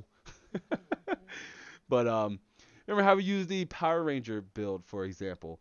You can even take that next level up and mod your case, like break it down to its core, just aluminum body, and paint the case. And you could still very much use the glass and have that red glow from the inside, and the Power Rangers in there. Fam, there's so much you can do with in terms of like really adding personality to your case. And then with the tempered glass, I like the window. I like seeing inside of my build. Um, that's why most of the time when I'm recommending builds and I'm doing builds for clients, I try to start them off with saying, hey, you want your machine to, yes, perform good and look good. You're absolutely in the right mindset when you say, well, I don't really care about how, I just want to make sure, I want to play Call of Duty Warzone and I want 60 FPS all the time. That's what I want. Max settings. I don't care about how the system looks. And I would say you are very much well within your right, but here we're talking about the best way to experience video games or the best way to play games, and that's on a PC. What's the first letter in that? What's the what's the first letter in that um, acronym mean? Again, personal. So there's no reason why your computer can perform, but you can still have this personal touch to your system. Tempered glass definitely helps promote this. It really does, in my honest opinion. XLR Gaming says a case with a fan controller is a bonus in that regard. Yeah, oh yeah, absolutely. And here, what I've noticed, a lot of budget-friendly and budget-conscious cases not only either come with a fan controller, or on the fan controller comes the RGB controller, so where you can also control the fans. The Masterbox MB511 case, the Cooler Master case I did in the video we published back in January, where the best PC to build in 2021, which again, I will admit the title isn't necessarily reflective of the current GPU market, as we used a 1660 Ti during that to do that video, and so that kept the cost under $1,000. Actually, it kept it at about $900 once you factored everything else with the build. But obviously, we can't get that graphics card for even half of that, or you know, yeah, two times, 50% less than what it was at MSRP. You'd be lucky to find that graphics card for anything less than $600. So definitely it doesn't make that configuration the best to make in 2021. That's under $900. But that case did come with a controller to control the RGB, which I thought was really interesting. And of course, it's Cooler Master, which has a well integrated ecosystem of attachments you can buy for your case, which is pretty cool. And XLR Gaming says, side tidbit, PNY is the oldest American-made GPU producer still in the biz. Nice. Okay. Dope. Thank you for sharing that with us, Cliff. A little bit of history. I'm a big fan of history. I love history. Um, and I always wanted to like explore and do something related to like PC history, going really deep into the history of the industry and most importantly, the semiconductor business is what it is.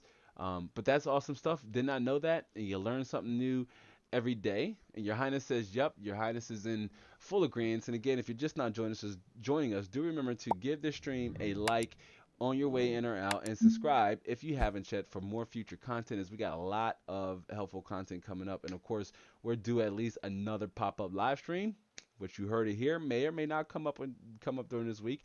And of course, if you stayed around to the end of the video we published on ray tracing, you might have saw a sneak peek at the next. I would say it's not necessarily a series, but the next, maybe like a trilogy of videos we're going to do on this particular component. So if you saw the ray tracing video, make sure if you saw the ray tracing video, then you know exactly what I'm talking about, and you stayed to the very end.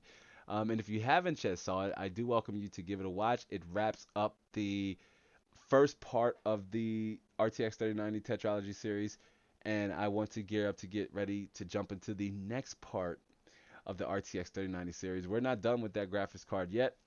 And still very much a lot of things I want to explore with it. I know I overclocked it in the initial review, but off camera, I have been overclocking it a bit further, believe it or not, but most importantly in Watchdog Legion, because that seems to be where the overclock has scaled the highest, and it's stable in the synthetic benchmark. So yeah, we got a lot of fun stuff coming up, but let's jump back here to our scene, because we talked about the benefits of going with a case with tempered glass. We talked about the benefits of steel and aluminum and the mixture of both. Now let's jump over into the different case sizes, right? And when and which one makes sense for you, because there are different case sizes you can choose from. And while you do have a wide variety of sizes that are that you could choose from, they are almost always certainly synonymous with the motherboard or form factor they support. This is why earlier in the live stream I said, when you are deciding on your motherboard platform, so like when you're deciding on, I believe it was Fiyumi Senpai that had the question where they said, well, I want to upgrade from my X5675, what should I go with? So I recommended a platform hop or a complete platform swap. So deciding on your motherboard, once you decide on your motherboard's form factor, you have a general idea of the kind of case you want to go with, unless you're limited by, for example, let's say space. Let's say space is a factor and you don't have a lot of it. Then clearly you can't go with a larger size case. Maybe you need to go with a smaller form factor case. Or if space isn't an issue, then it boils down to what other components do you want to put in your system that would, say, necessitate going with a full-size tower or maybe even a mid-size tower. XLR Gaming says mid tower is probably the most popular, huh? Yeah, I totally agree with that. I think mid tower is the most popular simply because not every PC user is an enthusiast.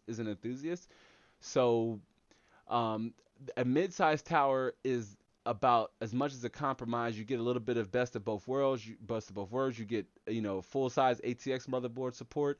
micro ATX motherboard support in most cases, a huge space saver, and there's still other premium quality features you can get with going with a mid-sized tower, and we're going to jump in that here in quite a second. Um, as we kind of slide out here of the first content block. But some of your most, like Cliff mentioned, mid-sized towers are some of the most common, but you do have other form factors, right? ATX full, mid, micro ATX, mid ATX, or micro ATX in mid, and then you also have mini, and even a step down smaller, you can drop down as low as to a mini ITX. Now, of course, you would need the compatible motherboard with a mini and micro ATX case because, and also you need a specific type of power supply unit, and then you also have to take into consideration the length of your GPU. Now, each of those form factor cases have their pros and cons, and I just kind of jumped around some of the biggest ones. And that's, again, your GPU support. So, of course, if you're using a mini ITX case, you need to go with a smaller form factor graphics card. Okay. Um, Also, this could limit your ability to go in with a larger radiator for water cooling or for cooling your system.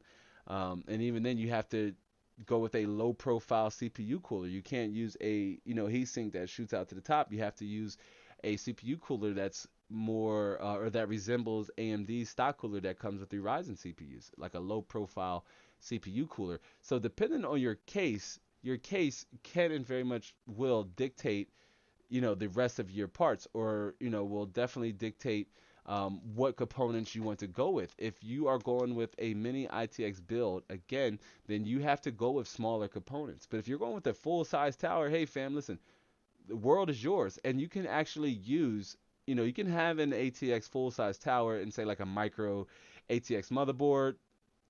It may look a little silly because the back of the case won't be fully occupied. Your motherboard will look too small for the case, and so while you could do it, it's just something I don't recommend. It's not aesthetically pleasing. What you'd want to do is, if you're going to go with a full size ATX case, then you would want to go with a full size ATX motherboard. Same thing with micro. Of course, you would have to go with the micro ATX motherboard. And I'm going to show you again everybody's favorite tool that could help you with that buying decision. If you're here now and you're like, I'm confused, I don't know what Lab is talking about, or you're here on the replay and you made it this far. And again, shout out to you. If you're here on the replay and you made it this far, do be sure to let us know in the comment section. And if you have any questions about how the steps you need to take to, upgrade or, buy a new case for your system, do be sure to leave them down in the comment section below. But again, you do have different options. You have full size, mid size, mini, and then the much smaller form factor, as you should see here in a second, and the mini ITX case. And now, tell me here in the live stream, right? And again, if you're here on the replay, tell me down right now if you have a mini or a smaller form factor like a mini ITX case, or a mid tower case, or a full size tower case. Tell me what case you're using. For my primary system for Snow White, I do believe Snow White is a mid-size ATX case, as it does not have support for, say, a 360 millimeter AIO. At the top, it does, and it can support a 360 millimeter AIO in the front, but there's just not enough clearance at the top for a 360 millimeter AIO. So it's not necessarily a full like eATX size case, but it gets the job done.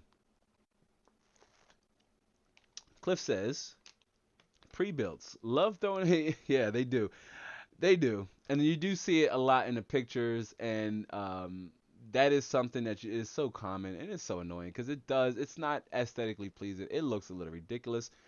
If you're going to go with, say, a mini ITX motherboard or a micro ATX motherboard, go with a mini or micro ATX case and just fully occupy that space. Now, this is also important with your graphics card, because some graphics cards take up 2 slots.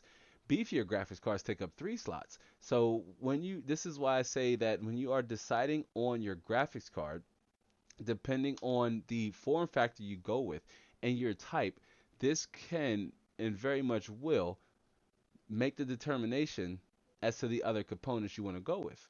Your cooling, right? Even down to your RAM. You may need low profile memory to have clearance for other components in a smaller case. On top of that, you may need to go with an SFX power supply unit or a small form factor ATX power supply unit. It's very important you take these into consideration so you eliminate any process halting, uh, you know, issues that you may or may not have seen or planned for, and it, stops you from being able to complete your build. It can be very frustrating. It can be very frustrating to deal with. But as you can see here in our example, you have a mini ITX case, which is a Thermaltake case. You have an N-Win micro ATX case, and then another Thermaltake case. And then look at that. Hey, look at that, Cliff. Be quiet. Before I even knew that, be quiet would get mentioned here. You have a be quiet full size case here in our example. So this is just an example. And there's other ones, but these are some of the most common. You have even smaller than this for like server-based companies and data centers, but these are some of the most common form factors for the men and women we serve here in this community, and that's builders who are either gamers or they're creators or they're gamers and creators, right? Like you could be a mix of both. These are just some of the most common sizes you have to choose from when you are also pairing them with a compatible motherboard. Cliff says, I think my case is considered mid-tower, though it's on the larger side of mid-tower. And it's my opinion, I'd steer new users slash new builders away from mini ITX. They could be a challenge to build in. Yeah, the key word there is new builders, new users. Um, just like we had just mentioned, we are in agreement that yeah, I believe mid towers are probably the most common, and by common we also mean the most popular choice among first-time builders and new users. Now, to use Tricion's case as an example, the Leon Lee Dynamic 011 or 011 Dynamic, that's just it's such a builder-friendly new beginner is new it's friendly for new beginners, easier case to build in, but it's also on the more expensive side. So if that's something you're looking for, that may be something you may have to invest a little bit more in if that's important to you as a new builder, going with the case that's not only looks good, has premium qualities and functionality, but that's also easy for you to build in. Many ITX builds can be challenging. I have big hands. As much as I respect smaller builds, with a person with big hands, it can be a little frustrating getting the screws in and just when they fall. But I do like the idea because you're at waist level and it's much easier to like pick the system up, flip it, and build it. We do have a series that we're going to do on the small form factor build that I want to try to go in. I just want to, in that series, we're going to point out some of the pros and cons to go on with a smaller form factor build. But you know what, XLR Gaming Cliff makes a very interesting point. If the goal here in this community is to, persuade new builders and gamers over to this platform, the last thing we want to do is put them in a position where it's difficult to do so. It's just going to immediately turn them off. So, couldn't agree more. You definitely want to put them along a path that's easier for them to easier them to complete their build. Now, on top of your different case form factors, I just wanted to quickly go over this GIF that kind of highlights the different type of motherboard form factors. You do see a lot here that even I myself don't talk about, like mobile ITX obviously is for phones, and then smart modules are for your tablets and what have you, and then for data centers with some of the other form factors like Nano and ETX. But some of the most common again here is mini ITX, mini ATX, micro ATX, and of course ATX and EATX. EATX are like your Threadripper, your server motherboards, or your X99 or X299, and on Intel side, and it's X399 over on the AMD chipset. But those are typically your EATX motherboards, and that's what you would be in the upper echelon of enthusiasts because they consider that platform to be the HEDT market, and that just stands for the high-end desktop. I mean, if you're looking at an EATX build, you are looking at building a high-end desktop. You're looking at a build that's likely going to exceed the $2,000, even $2,500 price range. And that's not saying you can't build a non-EATX system at that price point, like you very much could. But with an EATX build, you're looking at building a high-end desktop, and like an X before the advent of Threadripper, Intel was getting real zesty with their X99 and X299 prices. Their CPUs, you were looking at like $800 six cores and $1,000 eight core CPUs. It was insane. But that is some of these are some of the different form factors your motherboard could come in, and this is why it's important to where, yeah, if you're looking to, you can buy a full size tower and slap a micro ATX motherboard, right? And it's going to look ridiculous. But if you're looking at getting a motherboard, a mini ITX motherboard or a micro ATX motherboard, just consider a mini or micro ATX case. But decide on your motherboard, and then you go over and you kind of start kicking the tires a little bit on the type of, the type of tower or the type of case you want to go with. They really go hand in hand. And when I'm consulting new builders or I'm consulting clients, I get an idea of how much they may want to invest in their case, because you really want to take their budget, not necessarily speaking now, given the just giving the state of the GPU market, both new and used. But if a client gave me $1,000 to build a PC, I have to make the determination on what is essentially important to this client that makes their money well spent, that makes sure that they are getting the most price to performance for their build, even if it's at $1,000 entry. So maybe they want to play competitive games, and so they want to have high FPS output. They may lean me over towards the Intel side with them, and a faster graphics card, and less money necessarily in the case because it's not on top of the priority list. If the priority list is high FPS output because you want to remain competitive in your games, chances are the bulk of your budget went to a high refresh rate, low response time IPS panel, and a fast CPU to deliver that high FPS at 1080p and to keep up with even a modest graphics card. But again, these are some of the examples you have. I just wanted to bring that up and show the community and just show you some of those different examples. But for the most part, some of your most common and typical form factors will be standard ATX and possibly even micro ATX. Those are going to be two of the most common motherboard sizes one would go with in terms of when they are getting their build together.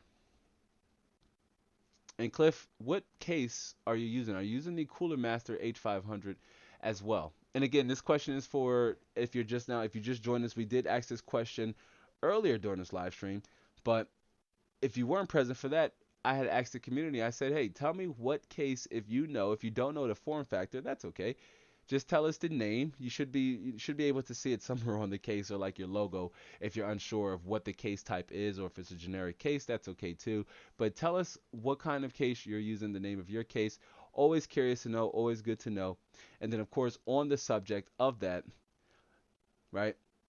Because it's wise to fret not small beginnings. And so if you're building a modest build, on the subject of building and trying to save money in doing so, we're going to jump into our recommended segment, because what's a solid case if you're shopping for a build $60 and under? I didn't attach a certain price tag because again, with the market being what it is, it can be a little tricky to uh, kind of have a set figure or a set number, because one person can have $2,000, or maybe they could afford the slightly extra premium to getting a dedicated video card.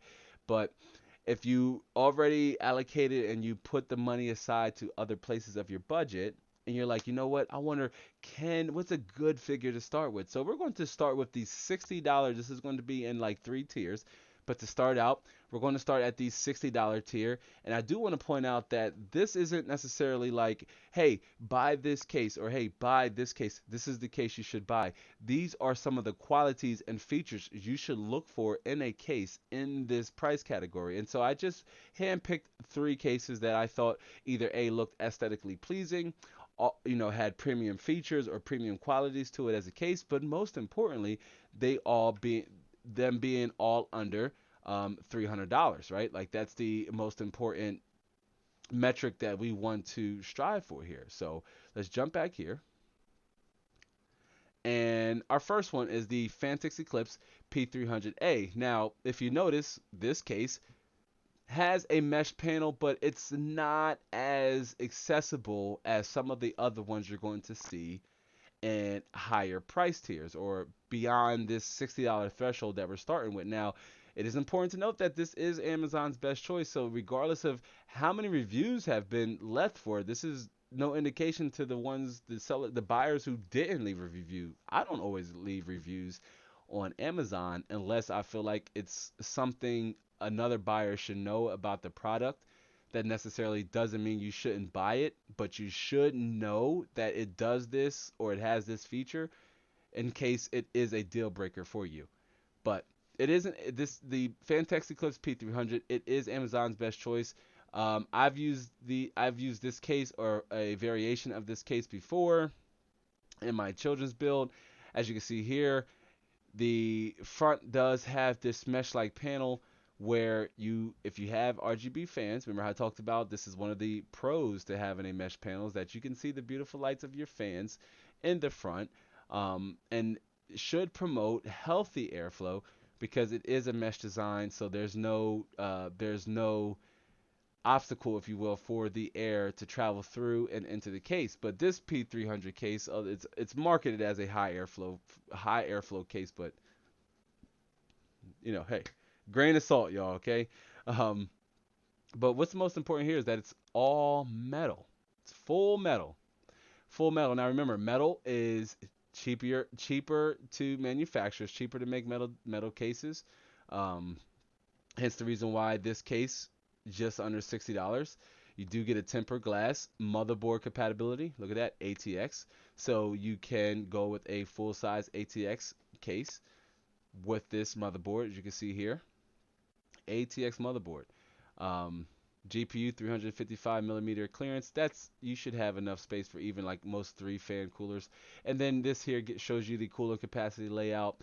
The top has support for 120 millimeter AIO or 140 millimeter AIO, or if you don't have enough clearance between the VRMs on your motherboard, you won't be able to run an AIO here in the top, and you would either want to put that in the rear, like a single 120 millimeter AIO right here in the rear, or going with a 120 or 140 millimeter AIO in the front. So, but yeah, I mean, this is our first choice here. It's a $60 case. It's not bad if you were building a modest build and you wanted to go with like a mid-sized tower case. You wanted, radiator support. You wanted ATX motherboard support. Support for SSD here in the rear, which I do like these when cases have these sort of mounts here. It just gives this nice clean look in the back to it. Even if you can't see it, you do know if you ever need to service your build or you need to replace a component, upgrade a certain part, it's easier to get back there and really get your hands dirty. But this P300S case here, it's all metal. It's a well-designed case, and again, airflow should promote good airflow should you want it. You can go with the 300A. This is the non-mesh variant where you just have the panel here, which doesn't necessarily mean doesn't have good airflow. The airflow may not be as good, but this doesn't necessarily guarantee, having the mesh doesn't necessarily guarantee better airflow, right? And they are essentially the same price. So this concerns me. Yeah, so they're essentially the same price. It's like, should you go with the mesh or the non-mesh? What I'd recommend definitely is the mesh.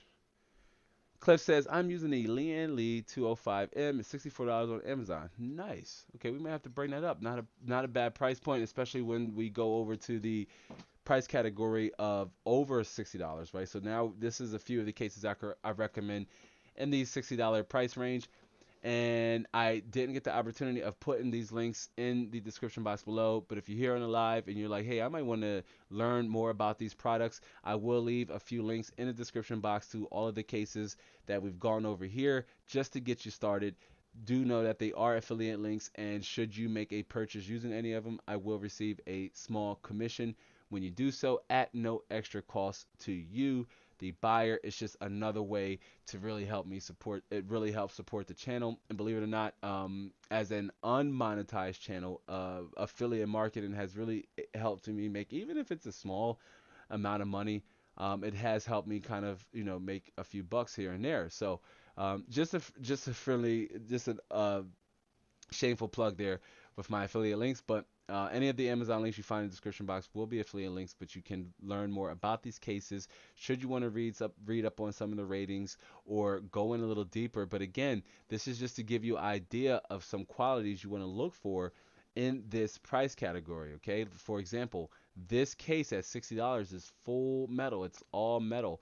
So it's going to be durable, right? Because steel is more durable than aluminum.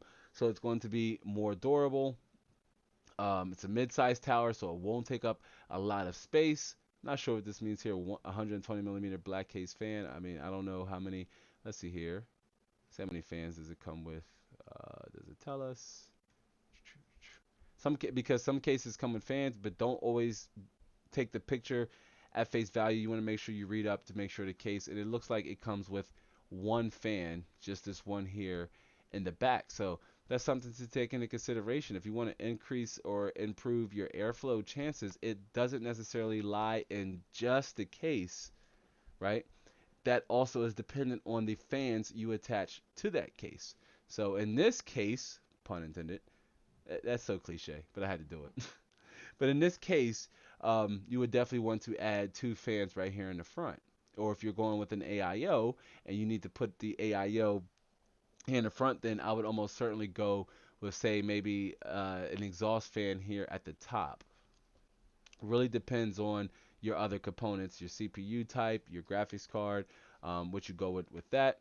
And then, of course, another example here. It's a relative of the MB511, the case I had did that video. Oh, hold on one second. The case I had did the best PC to build under $900 in 2021 video. But this here, the Cooler Master MB600L. Now, this case here doesn't have a mesh front panel. Has the old school ocular disc drive, if that's something you're still into, but most modern gamers don't necessarily have a use for it.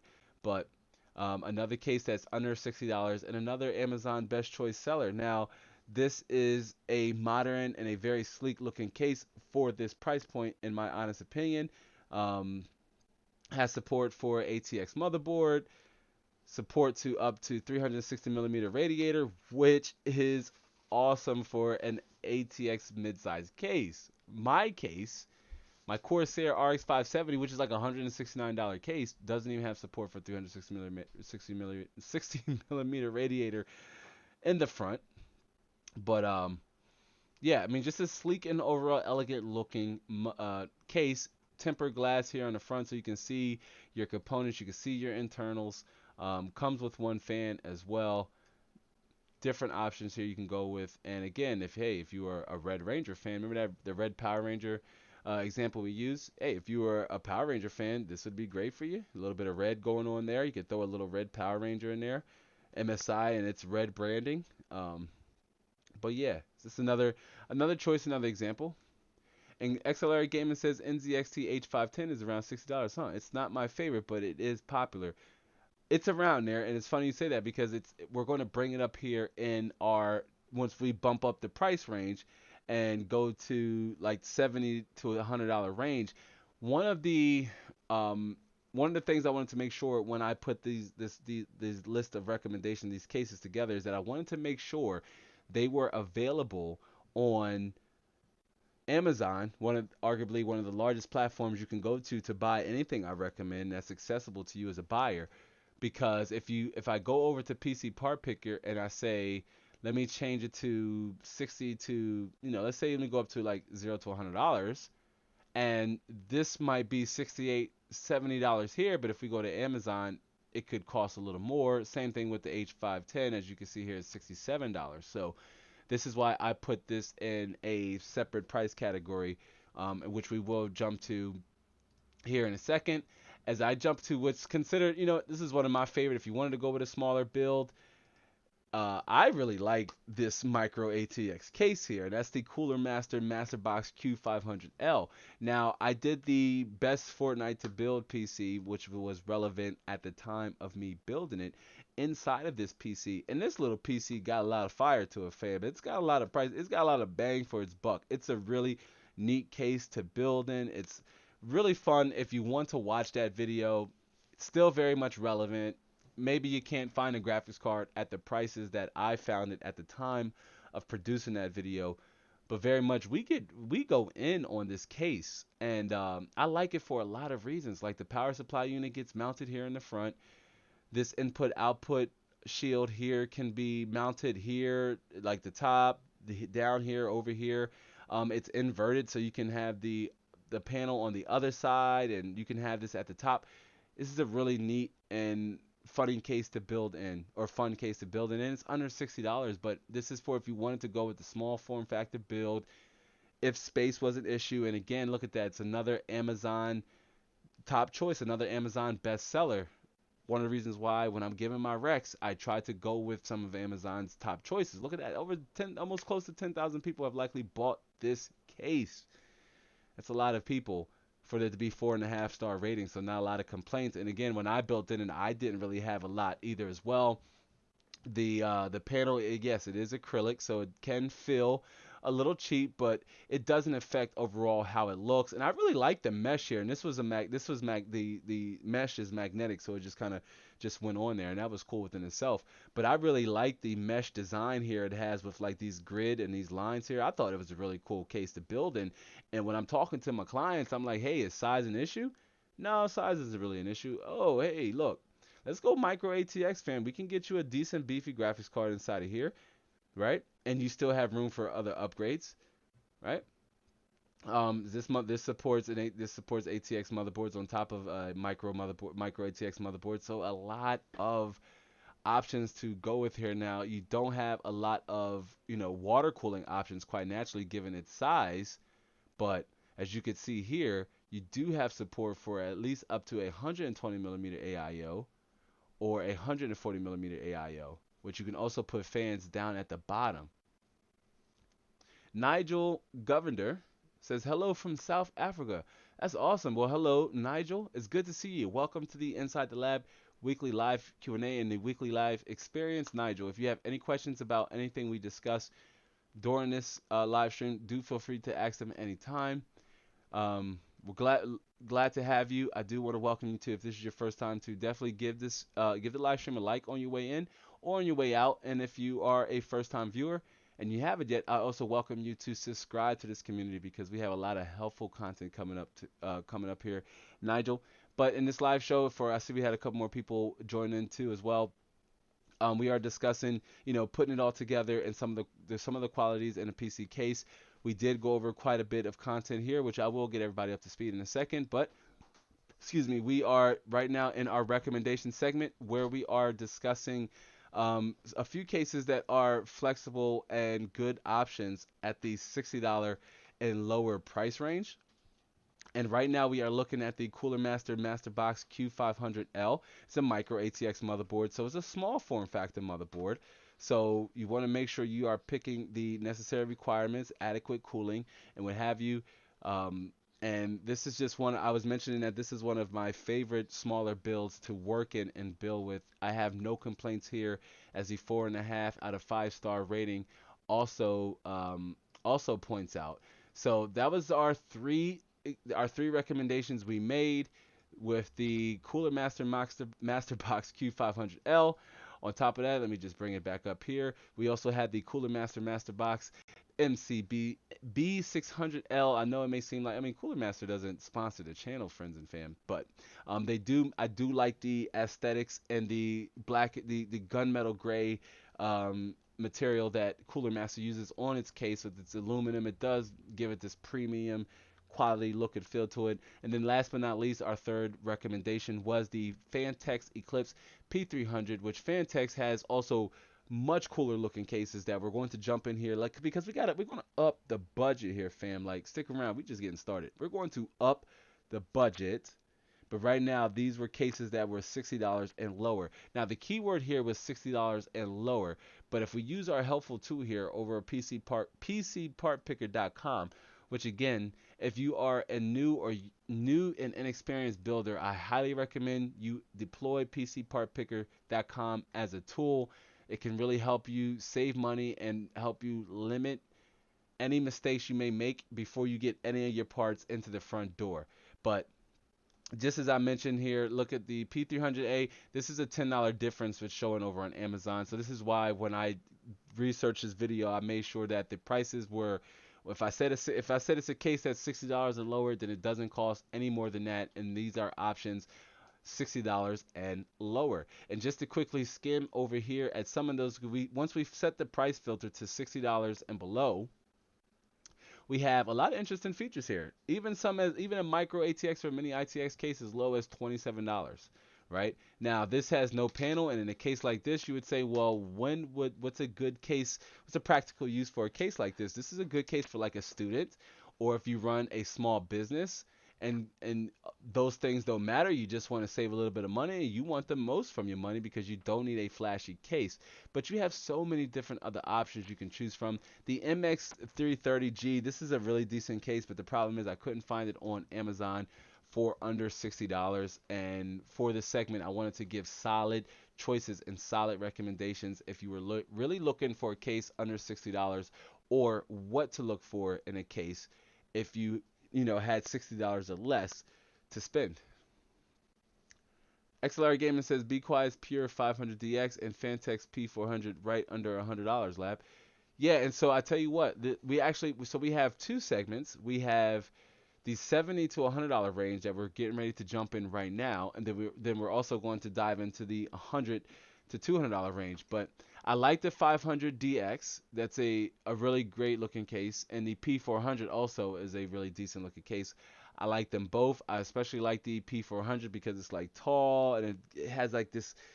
If you've seen the movie RoboCop, like if you're familiar with the classic RoboCop, that's the kind of feel I get with looking at the P400. But yeah, I mean, again, these aren't options that you definitely have to go with. These are just starting points you can go with if you are in the market and you have the capital, you have the coin in these price ranges. So that's our $60 and under. So let's jump into our $100, or I'm sorry, not our $100, our 70 to $100 range. This is a pretty flexible range, and this is a healthy range to be in for, um, you know, even budget conscious and those who are trying to save money on their build, right? And that's starting with one of my favorite manufacturers, and that's Corsair, and that's the 4000D. Now, I really like this case, most importantly, given its tinted glass, because its tempered glass is tinted. It has this really nice front mesh to it. Corsair makes premium cases. I have a soft spot on Corsair cases. I like Corsair cases. I'm using a Corsair case now. Not only do I recommend this case, on top of that being it's one of Amazon's top choices, and it's a 5 out of 5 star rating out of some almost 4,000 ratings. That is amazing. But this case definitely has a nice premium look and aesthetic feel to it. Tempered glass, higher flow front panel, comes with 220 millimeter fans, so that's awesome. Obviously, support for full size ATX, mini, and micro. Though again, if you're going with a case of this statute, you want to go with a full size ATX motherboard. But the 4000D under $100, this is an amazing case, and it's a case that I fell in love with. And I said, you know what, I would want to build in this case. Like, I want to build in this case just because I simply like the way it looks. Although I am not in need of a new case, and then you could also level up to the 5000 series, which you will see why in our once we bump up the budget, but sticking to that under between a $70 to $100 price range. The Corsair 4000D, couldn't get it out, had a mild brain fart. But it's a mid-sized tower case, so not only that does it have this premium look and feel to it, it won't take up a lot of space. Cliff says, I built in that Corsair case recently. It has solid cable management. Bar was a bit meh, but yeah, great overall. Okay, all fair game, fair stuff.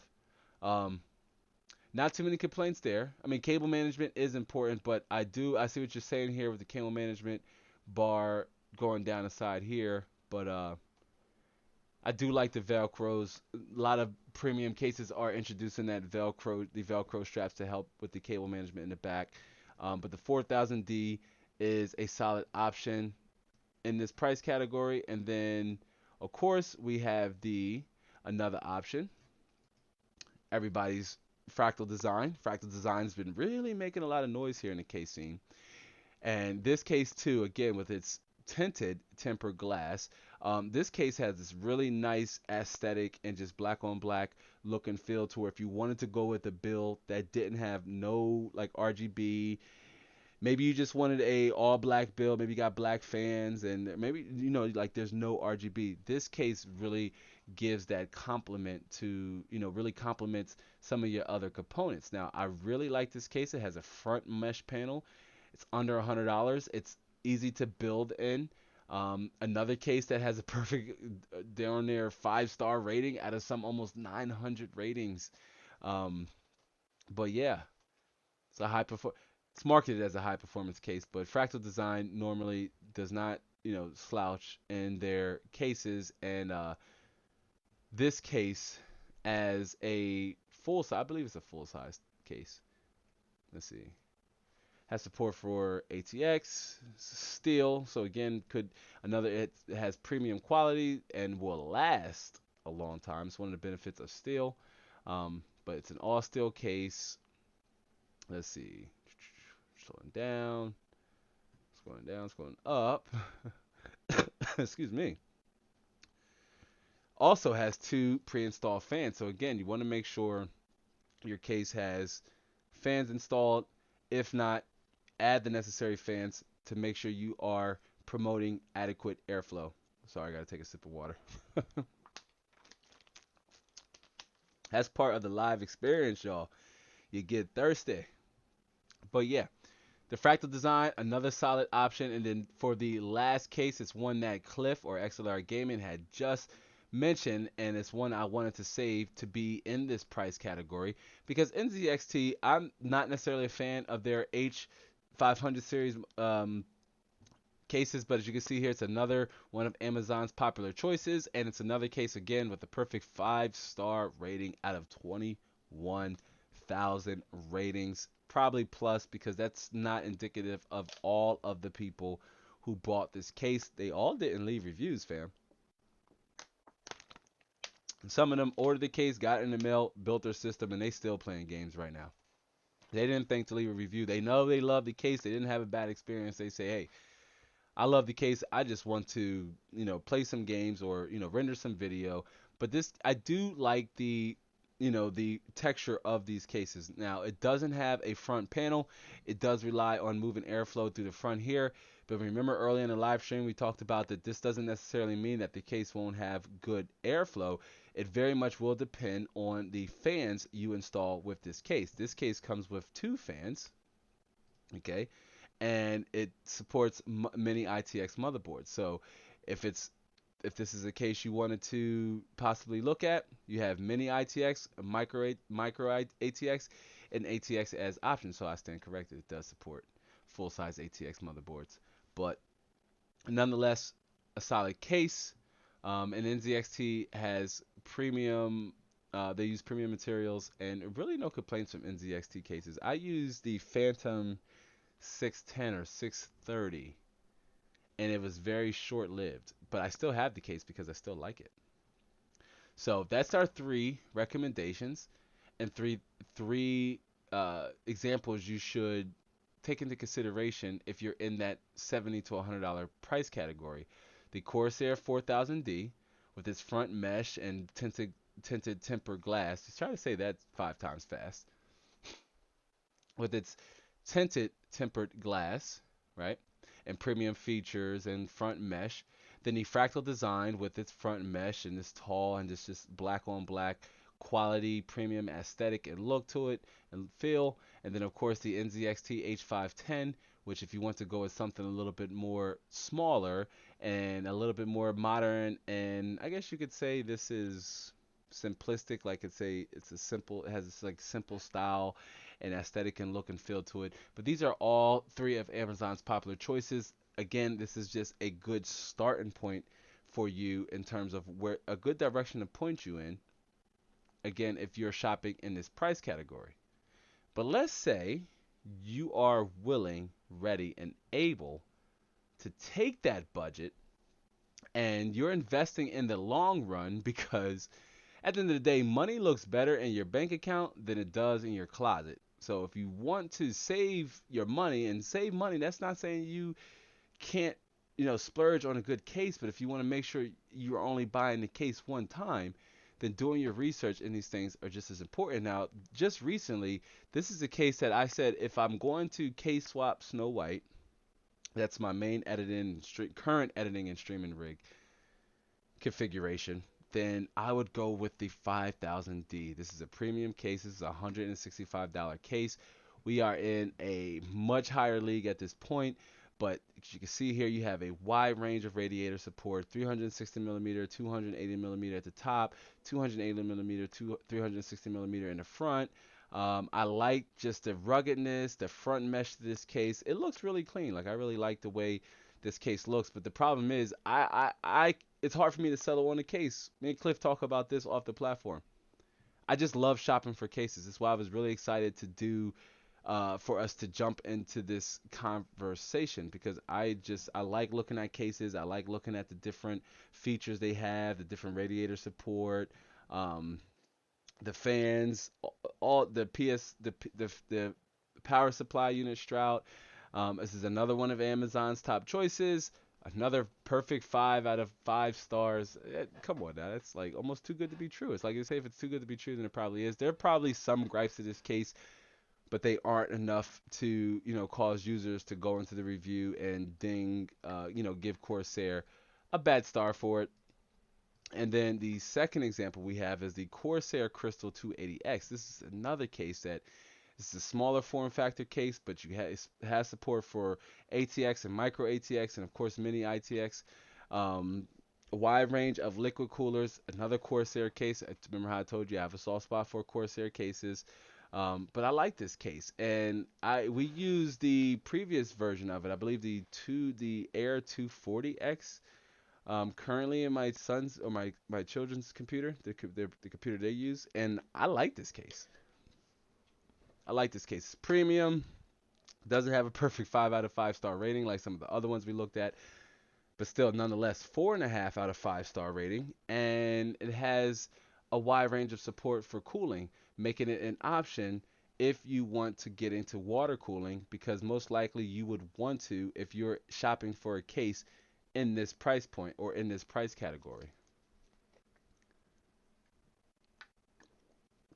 Cliff says, at this price point, I'd recommend my personal case, the Phanteks P600S and the Phanteks Evolve X. Maybe Phanteks will sponsor me. Yeah, that'd be awesome, man, to get Phanteks as a sponsor. I tell you what, let's pull up that case that XLR Gaming is recommended, the Phanteks P600S. And this is the RoboCop like build I was talking about, or case I was talking about. Like, I like the look and feel to this case. Relies on air from the front there on the panel, but the glass door here is really neat how it swings open, so you put it on the hinge and then you close it back, which is really neat. And then of course it has the small window here for your power supply unit if your power supply has any aesthetics to it, where like RGB or something. This here front panel, I mean, this is really nice, and of course you have the option of taking the front panel off and using the mesh as well as the top. So I am a fan of this case. Currently it can be had for a little closer to $200. You are still very much in our third price point category, which we had jumped into the $100 to $200 price category. And while it may have not been on my original 3 recommendations, this is still very much a case you could level up to. As you can see here, it still has very much some of those same features and qualities we have been talking about throughout this live stream that you would want to have in your case. For example, what makes this case double special is that you have the option of using the panel using the front closed off panel or opening up the mesh. Now, in my honest opinion, I think regardless of what configuration you go with, I like them both. I really do. With the panels on, with the closed panel on, or just with the, revealing the mesh, the H500M, the case I use for Core Shredder 2, has that option, as it did come with tempered glass for the front, and it also came with mesh glass or mesh panels for the front that you can interchange. Gamers Nexus a while back had roasted the original variation of that case, and Cooler Master, so Steve claimed, made those changes to the case. Although I really do think their quality control would have spotted that issue much faster, or eventually, but or enough people would have just complained about it. But the P600S is definitely a case. I mean, you are in the upper echelon here. This is a near $200 case, but still, you get a lot of features, and it is premium. Okay, this is a premium case. This is an enthusiast case. Okay, wide range of radiator support, and this is where I say Fantex's came a long way. We had talked about its smaller brother, the P300S, but if you want just a little bit more out of your case, then yeah, in this $100 to $200 price category, consider the P600S. Again, this is recommendations to get you started. It's hard for me to say this case, the P600, is better than the 280X or even better than the 5000D. That can really boil down to you as your preference. As I see, Cliff says it supports dual system, which is cool, which is definitely cool. While it's something not for everybody, that is also cool. And I mean, dual systems are, man, I don't know if I will get into that anytime soon. But the case where I did want to do a dual system too was the beefier. Let's see if we can pull it up here really fast. The Corsair, I believe it was the sixth. No, the $500 case. Let's change this here. The 1000D. Woo. This is, if you guys ever want to know what my dream case is really fast here, it's the 1000D. I do want to do a dual system, water cooled system, but again, I am in the process of moving and buying a home. That is complicated enough without having the complexities of dealing with the system and a build this extravagant. The 1000D is like the I forgot what the name of the sword where that got pulled out of the rock, but this is it, fam. This is the case I'd want to build in. This is this build also. I mean, it's much bigger than the P600S. It's really big. It's insanely big. But it does have support for dual systems. But this is the case I'd want to build a dual system case in. And yeah. Cliff says the big boy 1000D. What about the Cooler Master Cosmos? So I haven't seen the Cosmos. Let's see if this pulls up here. And the Thermaltake View 71, this is the other case I had mentioned earlier, the View 71. But let me jump over here to Amazon and bring up the Cosmos.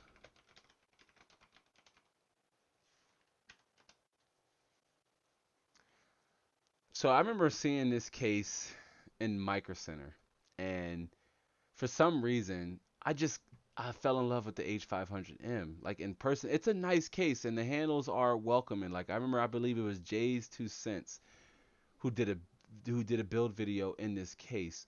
For me personally, I think the internals this looks a little too cluttered, in my opinion, and congested. But I really like the exterior of the case, and I like how the door panels swing like like car doors, like vertically, but or horizontally. But when I saw this case in person and I saw the Cooler Master H500M, and they're very much similar in nature. For example, the H500M has these same wall panels here that you can use to cover up your cable management, but the RGB along the handles here is pretty neat. But Jay's 2 Cents did do a build video using this build, and at the time I remember watching it, and it's a premium build. Um, it's a $300 case. So again, if you're in this price category, you are on an enthusiast level, or you are most likely working with enthusiast hardware, especially if you're looking to build a dual system. Um, which when I'm ready to upgrade the content and take it to that next level, it's one of the reasons why I want to build in the 1000D. As essentially, I would love to have the gaming system, like the same core platform that's used for streaming, and then the core platform that's used for like encoding and editing video. But the 1000D, that's my Excalibur. There it goes. That's my Excalibur. And the Air 540 is what my children use in their build. So this is the case that my children build. The 280X is an upgrade over this case, but I like both of these cases. I like I like the square tesseract like nature of this case, and it very much is easy and fun to build in as well. Like no complaints there at all. I just like how the 280X, the upgraded version of it, kind of rounded out the edges, made them a little bit more sharper, so it gave it a more slick and modern design to their air branding of cases. But yeah, I mean, between the Cosmos is huge, and most likely when you're looking at larger cases like that, space is something you should take into consideration. The Thermaltake View 71, that's another solid premium, very much expensive case with its tempered glass all around it, its tinted tempered glass all around it, much like the H500M. When I knew I wanted to have a high-end desktop, I needed a case for my high-end desktop build. It was a cross between the Thermaltake View 71 and the Cooler Master H500M. And Mrs. Mod is my witness. When I was in Micro Center, I likely spent like an hour and some change just looking at cases, just like trying to decide between those two cases. Cliff says the Air 540 is awesome. I wouldn't mind one. Yeah, it's an awesome small case. It really is. And I picked that case up from Goodwill for less than $35 because Goodwill, the local Goodwill, was running a special where items in the store were half off and the case qualified for that. So I ended up paying like $17 after taxes for that Air 540. Now it didn't have any fans. Like whoever donated it to the Goodwill must have took the fans with them. So that sucked. And speaking of Mrs. Ma, she's dropping in the no cap. And I want to say, I think we featured every pet on the live show, right? We featured my cat, Piper Boom Thus Zoom Kitty. That's his name. My dog, Roscoe. But I don't think you guys and gals, I don't think you Laugh Fam had the opportunity of meeting our bunny. His name is Thundercloud. Let me have him, Mrs. Mott. Let me see. He's a He's a cool chap. He's a chewer of all things cord, and I probably should. Let me switch back here really fast. Let me switch back so you guys can really see him. This is Thundercloud. He's a bunny. We've had him for a while. He's a lop bunny. His ears are lopped, but yeah, he's a cool guy. I wouldn't trust him around my cords though, because I have ran through a lot of vacuum cleaners, right? Because vacuum cleaner cords are proprietary, so once they're gone, you just got to buy a new vacuum cleaner. I've been through a lot of vacuum cleaners, a lot of cell phone cords, a lot of power supply units, a lot of my sound system that's on my lower level in my living room because I'm an audiophile and I love watching movies turned all the way up. Like I like Marvel movies. I'm more so of a DC fan. I got DC stuff all over the place. I'm more so a DC fan. He's chewed up a lot of cords, but other than that, he's a cool cat. He hangs out in the office. Sometimes I'll put him right here and like he'll just hang out and just chill. But yeah, he's a cool bunny. He's a cool cat. Just you can't like bunnies are chewers and we have to make sure he has access to his box when he's out like this. But he's fairly trained. As you see, he's like looking for something to chew right now. For those of you who are just joining in, you're like, why is he holding a bunny? Is Lab about to do a rabbit trick? No, we're talking about a few qualities you want to look for in a PC case. We're just jumping in. We were in our recommendation segment where we were recommending cases in the $100 to $200 range, and I laid down a few recommendations you can go with. Now, those recommendations will be in the description box after this live show is up. And I will drop the affiliate links down there so you can. It's just a good way to get started. Like you don't have to go with the Corsair 5000D. You very much could go with the P600S if you look at the pictures and you look at some of the features. Because what does it boil down to? It boils down to your personality. Your case is a reflection of your personality. It is a definitive addition to your system. It's the P in personal, right? And like in personal computer. It's what's important. So it could boil down between the views, the Thermaltake View 71 we were just looking at, right? Or that Corsair 280X. Maybe you say, well, Lab, I like that square kind of tesseract look, or no, that tempered glass on the View 71, that looks really, really neat. And come back here. Everybody wants to see it, Thundercloud. Stay right here. It could really, it could really come down, it could really boil down to your preference. But that's what we're talking about in this live stream. We're going to jump right back into it as we were finishing up with our recommendations for cases in the $100 to $200 price range. But in those recommendations, and for those of you who are watching on the replay, in those recommendations, it's important to know that they are just starters. Remember what we talked about, what's important in a case. But most importantly, what's important is what is it you're looking for in terms of how you want it to reflect your personality and the rest of the components or parts you want to put into it. And then those of you who came on and you see a lot bunny, you're like, what is going on? This is Thundercloud. I just wanted to introduce my the last of our family pet, Piper. My cat has made an appearance here on the live show. My dog when he's around, and he was barking. I believe it was 2 live streams ago. Some of you might have heard him. He was like barking and whining to get out of here. And this is Thundercloud, our lot bunny, and they all exist equally together, ironically, as a nice little happy integrated um, pet family, if you will. The cat and bunny especially have 2 of the, because our dog's a little older, but our pet bunny, Thundercloud, and the cat, they normally like to play this game of like tag, and the bunny would chase my cat would chase the bunny, and it's all fun, and it's pretty interesting and fun to watch. But yeah, he's a cool cat. We'll see how long Thundercloud wants to stay there, because I want to jump back into the conversation for those of you who just joined us, and for those of you just joined us, and you and on behalf of my bunny Thundercloud, he and I welcome you both to, one, give the stream a like on your way in or on your way out, and if you haven't yet, do subscribe for the vibes, subscribe for the I want to say mission because I want to say mission and message together, but subscribe for the vibes, subscribe for the mission, and subscribe for the message, but most importantly, subscribe for all of the upcoming helpful content and live streams. I have some really interesting programming. We're getting close to monetization, and once I am accepted into the YPP or into the YouTube Partner Program, we'll likely do a live stream to kind of identify what this means for the future of the channel, and if we're able to incorporate channel memberships here on YouTube, or will we have memberships over on Patreon? But the idea is to have memberships on both.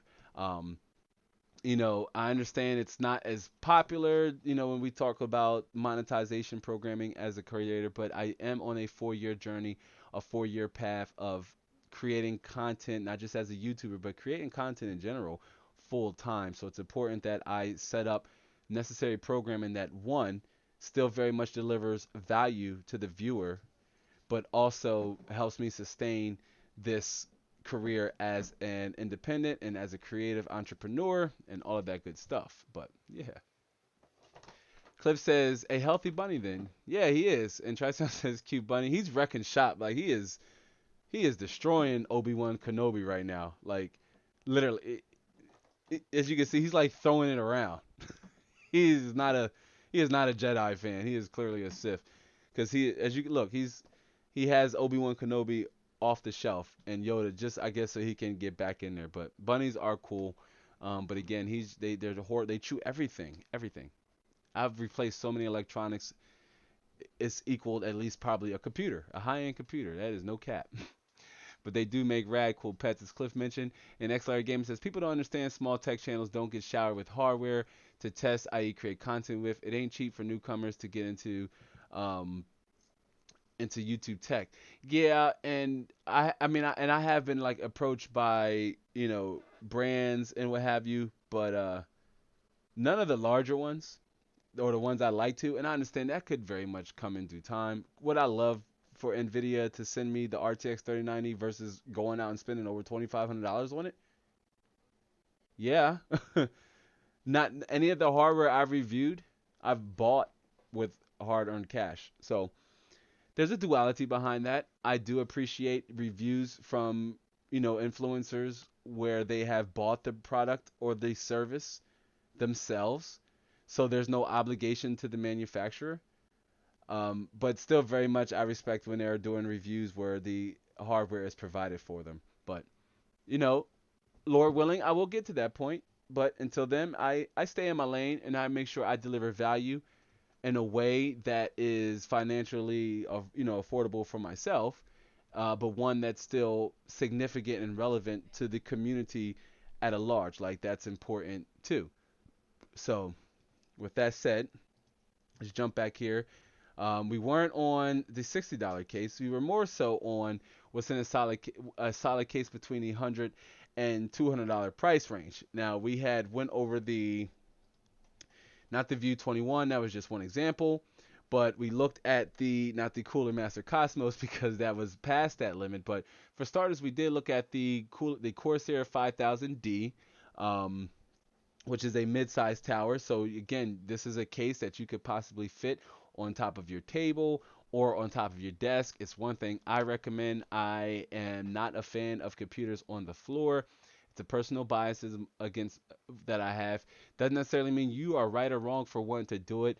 I just believe that your PC is essentially a work of art. Therefore, it should be in a position where you can appreciate that art in all of its glory, rather it has RGB or not. Rather you spend $2,000 on it or $500 on it. It should be up front and center and there for you to admire and just enjoy. So this is why I advocate and push for your computer to be on a desk where applicable. And if it's not possible, say you're limited in space, do try to just make sure you leave enough space underneath your case if there's carpet for your system to breathe and not have the airflow being choked off by the carpet.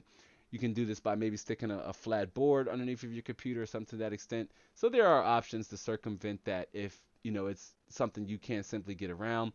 We also threw the P600S in as it was recommended by Cliff XLR Gaming. If you wanted to go with an even higher end case, closer to the $200 price range, this is the case that I said gives me that RoboCop-like aesthetic and feel to it. I liked this case when it first came out. At the time, my son was using the P300S that I had upgraded away from and I had handed down to them. And I saw the P600, but I had already just bought the Corsair 570 RX case. And then the P600S came and I'm like, oh man, I can't really just like case swap every time I see a case I like. It's just not financially feasible for myself, and it very much requires work to transfer those components. It's just not like it's very much a process, and you still have to be delicate no matter how many times you've done it before, to prevent any damage to your components. You want to make sure you go nice and what we like to say suave. But we had the P600S that we'll leave in, and then of course not the H510 because that was in the are 60 or 60 $70 to $100 price range. But the 280X, which is the upgrade over the Air 540 that we were just talking about, I like this case too, as it's a significant upgrade. I like the corners. I like how they're sharp and defined. I like the two-tone aspect to it, how one side has like this solid panel, the other side has this like tinted tempered glass. You can fit 240 millimeter fans here in the front. You can put fans down at the bottom. Wide range of fan support in this case. Like, I really like this case. One of the tech YouTubers that inspired me to create content, Brian over at Tech Yes City, I believe he uses this case as his editing rig, as he used the Air 540 for the longest. I mean, before I had any inclination to want to create content, I remember seeing the Air 540 on his channel. He was using the Air 540. He upgraded to the 280X, and they're just both great cases. I mean, they really are. Wide range of radiator support, wide range of fan support. If you wanted to make sure you are promoting the most, or you're promoting good airflow, right? And then check out Thundercloud. He threw Obi-Wan. Yeah, I'm talking about you. He threw Obi-Wan around to make space for him to get in there. So bunnies are nice pets to have, but man, they are savage. He just yeeted Obi-Wan right up out of the shelf so he can park himself there. But he's good nonetheless. He's a good old bunny. Good bunny. Yeah. You on live now, Thundercloud. You on live now. But the 280X is one of those recommendations in that price range. And then, of course, this case is near and dear to my heart. It's one that I was talking about actually just a second ago. Didn't mean to do that. But just a second ago, I was talking about this case. Well, not the P600S, the Cooler Master H500M, which looks like my links might have gotten mixed up here. Let's see. Did my links get messed up here? Doesn't matter. That's all right. We'll just give it a quick search. But the Cooler Master H500M, this case here, I saw this case at Computex, fell in love with this case, said I wanted this case. I love everything about this case. It's a premium case, which the price has surprisingly gone up, so it does break the barrier of that $100 to $200 price range.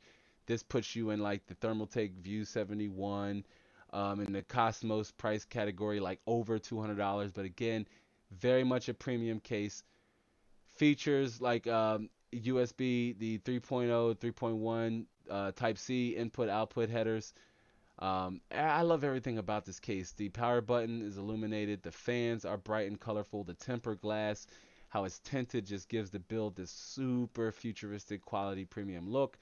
Um, if you want to see more, where I work in this case, you could either watch both series, which I recommend. Like if you want some solid content to binge on, fam, watch the Core Shredder, the OG Threadripper playlist, right, where we did that trilogy on the 1920X, and we built in this case for the first time.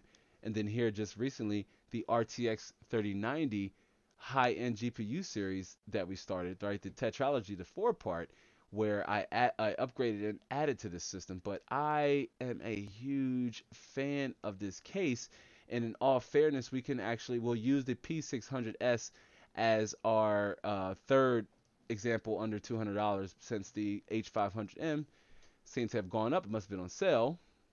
But again, it's another one of Amazon's popular choices. 5 out of 5 star ratings. I don't really have any complaints about the case. It does have these block panels in the rear of it where you can hide the cable management. I not sure why I kind of like that concept, although now that I'm using custom cables, it's kind of redundant because you'd want to see those cables, but you can kind of see it here in this picture example here, where normally that would be cables you would see, and you can't see it on this illustration or in this example. But I really like this case, but yes, it is on the more premium side, and it will run you a pretty penny. But if you want to stick to that $100 to $200 price range, you have the 5000D, which is a mid-sized tower, so it's not big, but it will give you a lot of complementary options at different components, different radiator sizes, different GPU lengths. Then you have the Fantex P600S coming in, recommended by our guy Cliff, XLR Gaming. Um, Probably out of all these options, the most balanced because it does have this really premium gunmetal gray, sleek aesthetic and look to it. Like I really like this case. And when we talked about customizing, like if you see this, this is the case completely knocked down, obviously with everything but the fans removed. But if you wanted to paint this case, you can either knock it all down, paint the base chassis, paint some of the panels as you can see here to create like accent colors. Maybe not the mesh because you don't want to mess the dust filter mesh up there, or maybe just the front you can tape off, or just any anything you could do to really add this personal touch to this case, or any of these cases. Once it's knocked down like this, you certainly can. This case gives you that option of, yeah, you can rock the panel, the closed panel on at the top and the front, or off. And again, I said this earlier in this case, I like either aesthetic. Me personally, I would go with the mesh off simply because they both, with it on and off, looks good, but with it off, it just looks better. Especially if you maybe say you're using RGB fans, or if your fans are like gray to match the rest of the build, you'd want to show that off. So it's good to have choices. It's good to have options, especially when you're dealing with PC hardware. And then of course the not the nope the 280X. Where'd it go? Okay. Well, we also had the 280 the Corsair Crystal 280X as our third option. I'm just going to pull it up here for the final time, with its nice rigid and defined corners, two style, closed off panel and tempered glass aesthetic. I really like that. He is destroying Obi-Wan Kenobi right now. Excuse me. I don't know if he's boycotting to get down, but sorry guys if he and ladies and gentlemen, if he is presenting a huge distraction. But bunnies and rabbits as prey-based animals, they like the safety and security of being enclosed off in like a squared space. So maybe this is why he wanted to get in there to get safe. But I think he more so wants to get down. What do you say, Thundercloud? No? Are you done destroying Obi-Wan Kenobi? Yoda's next, y'all. So now it's Yoda. Now he's trying to pull Yoda out. There's a GTX 570 back there that I wanted to go and try to go for that next. Are you protesting? Are you protesting, Thundercloud? I put the carrot up there for you. The lab fan wants to know what's going on, Thundercloud. You don't like being on camera. Maybe you don't like being on camera. Maybe you're camera shy. Yeah, but that don't mean you have to take that out on Obi Wan Kenobi. Take it out on the on the character Thundercloud. But those are our three suggestions at that $100 to $200 price point. And now again, you can find, or you will be able to find, all of these links down in the description box below. They are not there currently. At the end of the live show, maybe about an hour after it's been up, I will drop these links down in the description box if you want to look at any of these cases we talked about. Do keep in mind they are affiliate links, so they will help me out in a very small way should you use them to buy one of these cases or buy anything for that matter. So if you want to help the channel, financially, because I'm not yet monetized, that's just one way to do it. But again, that is something we are getting a little close to, and when that happens, we will do a live stream and kind of talk about what that means for the future of this channel. As most importantly, what I really want the most out of is channel memberships. I want to do channel members only. Let me switch back here. It's so important. I want to do channel members only live streams here on YouTube, and then for Patreon, say have live hangouts, after parties for the live streams, and where we can meet as a community and meet and show our faces and get on camera together. And you can talk to me, you can text me, be able to call me. Bunnies like doing that too. But just so many different things we have planned for channel memberships. And so it's one of the reasons why I am optimistic that that's something we'll be able to unlock here on YouTube. On top of that, of course, super chats and some fun ways to kind of celebrate super chats here on the channel. So all of those things here are coming up in the near future. Mrs. Ma said Thundercloud is redecorating the shelf to his liking. So far, he doesn't like Obi-Wan. No, I mean, look at this. You see, this is all happening on live. This is like live TV, fam. He has thrown Obi-Wan Kenobi out. He's thrown Yoda out.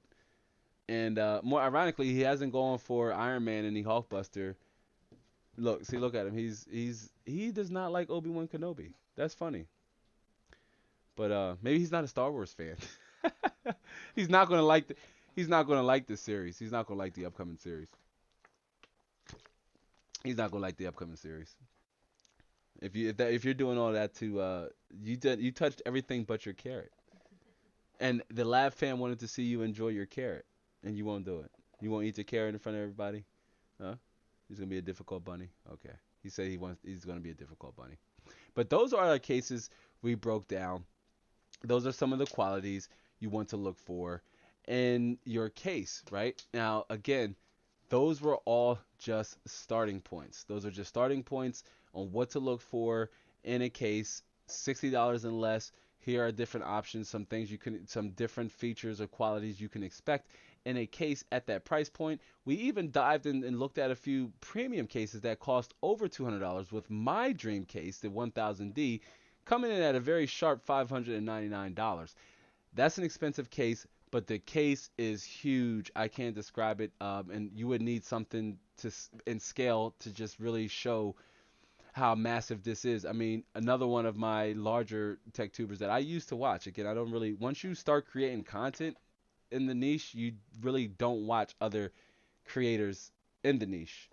But I did watch Paul's Hardware for the longest time, and he built in the 1000D case. Of course, Corsair sent him the case with a whole crap ton of fans, but it's all good there.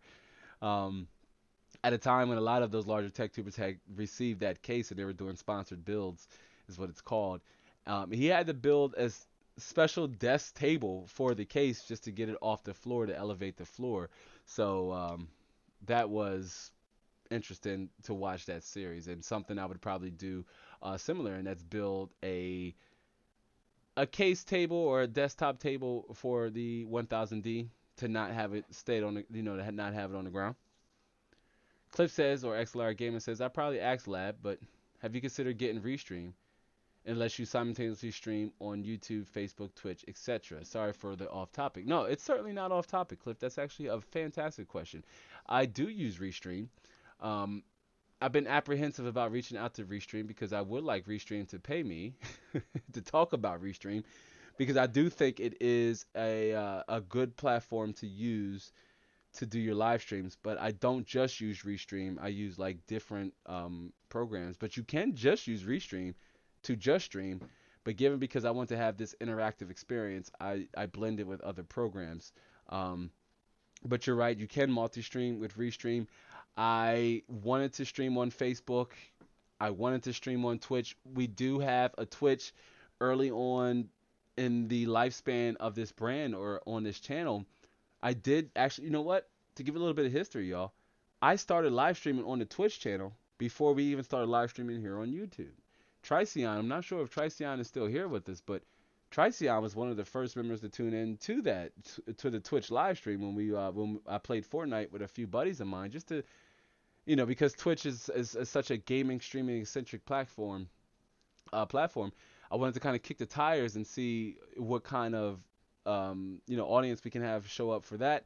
Tricion was one of the ones who did pop up. Now the problem with multi-streaming is some of those platforms require you to only leave the content up on their platform for a certain time first before you put it anywhere else. So multi-streaming, for example, to Twitch, YouTube, and Facebook could get you caught up on Twitch, who wants you to leave that content up over there for 24 hours before putting it anywhere else. I even tried streaming Facebook. I did stream on Facebook from inside the lab. I played some Fallout 76. Again, this is all before I streamed on YouTube, which it doesn't matter because I said once we start streaming on YouTube, I wanted it to be definitive. Like I wanted it to mean something. I didn't just want to go live for the sake of going live and doing live streams. I wanted it to be an interactive live experience, like a live show. That is what was important to me. And so this is why I made sure to be meticulous on my approach with live streaming on YouTube. And this is why to this day, this live show, because I will share this little bit of programming with those of you who are here now. And if you're watching the replay and you made it this far, shout out to our replay viewers. Um, we will likely form a podcast over on Twitch. So I will go back to streaming on Twitch. It's just I won't multi-stream on Twitch. When I do gaming sessions, though, I will consider streaming on Facebook. I think most streamers, when they consider their platform, they either choose between YouTube, Facebook, or Twitch. It's recommended that you don't try to grow out all three. Pick a platform and do your best to build an engaging audience on that platform. So this is why YouTube is this is where the bulk of the majority of the community is. So this is why YouTube is important to me and the reason why I wanted the live show to be special, right? If you will, and exclusive right here on YouTube. Our Twitch follow, I mean, I had a few followers. I think some 300-400 followers over there. Excuse me, over on Twitch. So I definitely don't want to leave them hanging. It's just the Twitch experience is going to be different. It's going to be a different experience over on Twitch, all the way down to the aesthetics, how it looks. Even after a year of this show format, the show will evolve and just continue to get better. But we will start streaming on Twitch again. Most likely the podcast will be over there and will be separate from this live experience or this live show. But when we are doing our pop-up live streams and what have you, that is what I would consider doing, multi-streaming, using Restream, if you will, to say Facebook and YouTube or just Twitch, just going over their TOS and just making sure I am adhering to their TOS, to where if I'm going to multi-stream, then I have to make sure I am doing it within the TOS. So, Cliff, that's not off topic at all. XLR gaming. That's actually a really good question. I've always been a fan of Twitch. I know there are a lot of things they need to work on, and actually that panel that I had shared with the community that I was on Friday with a lot of awesome creators, and one of them invited me to come over to their channel and invited me over to their channel to collab. So do keep a lookout on the community tab once I work out the deets with those creators to come on to their channel and provide a little bit of insight. But we did talk about Twitch quite extensively in that panel, and there are a lot of things Twitch needs to work on to help improve the atmosphere and environment for the creators, because it's not very creator friendly, and this is causing a lot of larger high profile streamers to switch over from Twitch and over to YouTube. Facebook The whole 720p streaming thing is a little weird with Facebook, but I guess they want you to earn the right to stream at 1080p. That's one other reason multi-streaming would interfere with me because I stream at 1080p. I'm not hardware limited to stream at 1080p. I'm not broadband limited to stream at 1080p. I just upgraded my internet, and I actually want to eventually we're going to upgrade to live streaming here in 4K. I can't do a K, fam. Sorry. But we're going to start streaming here in 4K here pretty soon. But if I wanted to multi-stream and I wanted to stream on YouTube at 1080p and I wanted to stream on Twitch at 1080p, but then I would have to lower the resolution uh, to 720. I mean, that would just interfere with the overall aesthetic with the live stream. And I am a firm believer of quality, so where I can apply it, 720p versus 1080p, you may not notice it a great deal, but it is slightly sharper, right? And Cliff says, just curious, as I've seen PC centric live build streams, other PC centric streams. Yeah, and you know what? On my list, oh, I'm sorry. Okay, I've seen PC centric live build streams over other PC centric streams blowing up on Facebook and Twitch. Facebook's reach is incredible. When I will testify to that. When I streamed Fallout 76 and I popped back and saw the analytics behind it, I was like, wow. All of these platforms though favor live video versus video on demand. They push even live stream videos. They push YouTube pushes in front of so many viewers. Twitch does not have any discoverability at all. Like at all, it just does not exist. You will not rank. There's no search algorithm. It just really boils on Twitch boils on you having a community off of the platform bought over onto Twitch, right? Unless you're just like this high profile IRL streamer and you got eyes on you, and so Twitch is going to throw you on the wreck because you got a lot of people tuning into your stream. Um, yeah, but I do have some live PC builds. When I tell you that this live experience will start to shift here once we get past like channel membership, because those things I want to do for members only, where we're doing high profile live streams like that, or I do have a live structure to where I build a PC live with you friends and fam and show you and walk you through the process of how I build, also how I overclock. But that's a whole series that's future programming, but it is coming up in the content catalog here on the channel. So again, if you haven't yet, one, like this live stream, right? So we can help get in front of more people even after it's aired. And two, subscribe if you haven't so you can catch that content when it does drop, because it is coming up. And I know I said I wanted to do a full year of live streaming before I even considered changing the format, because what I needed to focus on was getting better at delivering the value. That is what is important before I say upgrade the camera, upgrade the branding, what have you, change the software I use, doesn't matter. What's most important is delivering clear and consistent content. That is what I wanted to improve on above all things. But yeah, no, doing some interactive like live builds and live overclocking and things like that. No, we're going to jump right into that here upcoming. But I did want to get the catalog up and just get the experience, do at least 50 live shows before considering wanting to make any other changes to it or introduce, any other kind of programming. But in those 100 or in those 50 live streams, doing things like live builds and those things is incorporated into that. And Cliff says Newegg and then streaming on Facebook and Twitch. Yeah, I've seen that. Yeah, I mean, a lot of brands do, and especially Newegg. Newegg has like a defined YouTube channel right here. Not to point people to the wrong direction, but yeah, they do. And Cliff says we need the lab hot tub streaming meta. You imagine that? I don't know if y'all want to like building like playing some Resident Evil Alien Isolation in the hot tub, right? That'd be interesting. I don't own a hot tub. Excuse me, I'm not that fancy, fam. I ain't that rich either. I don't own a hot tub in my crib. I don't have one. And I've seen there's so much with the hot tub metadata. I did my take on that video. Maybe I should share, my guy Raul Balasavis link over on the community tab.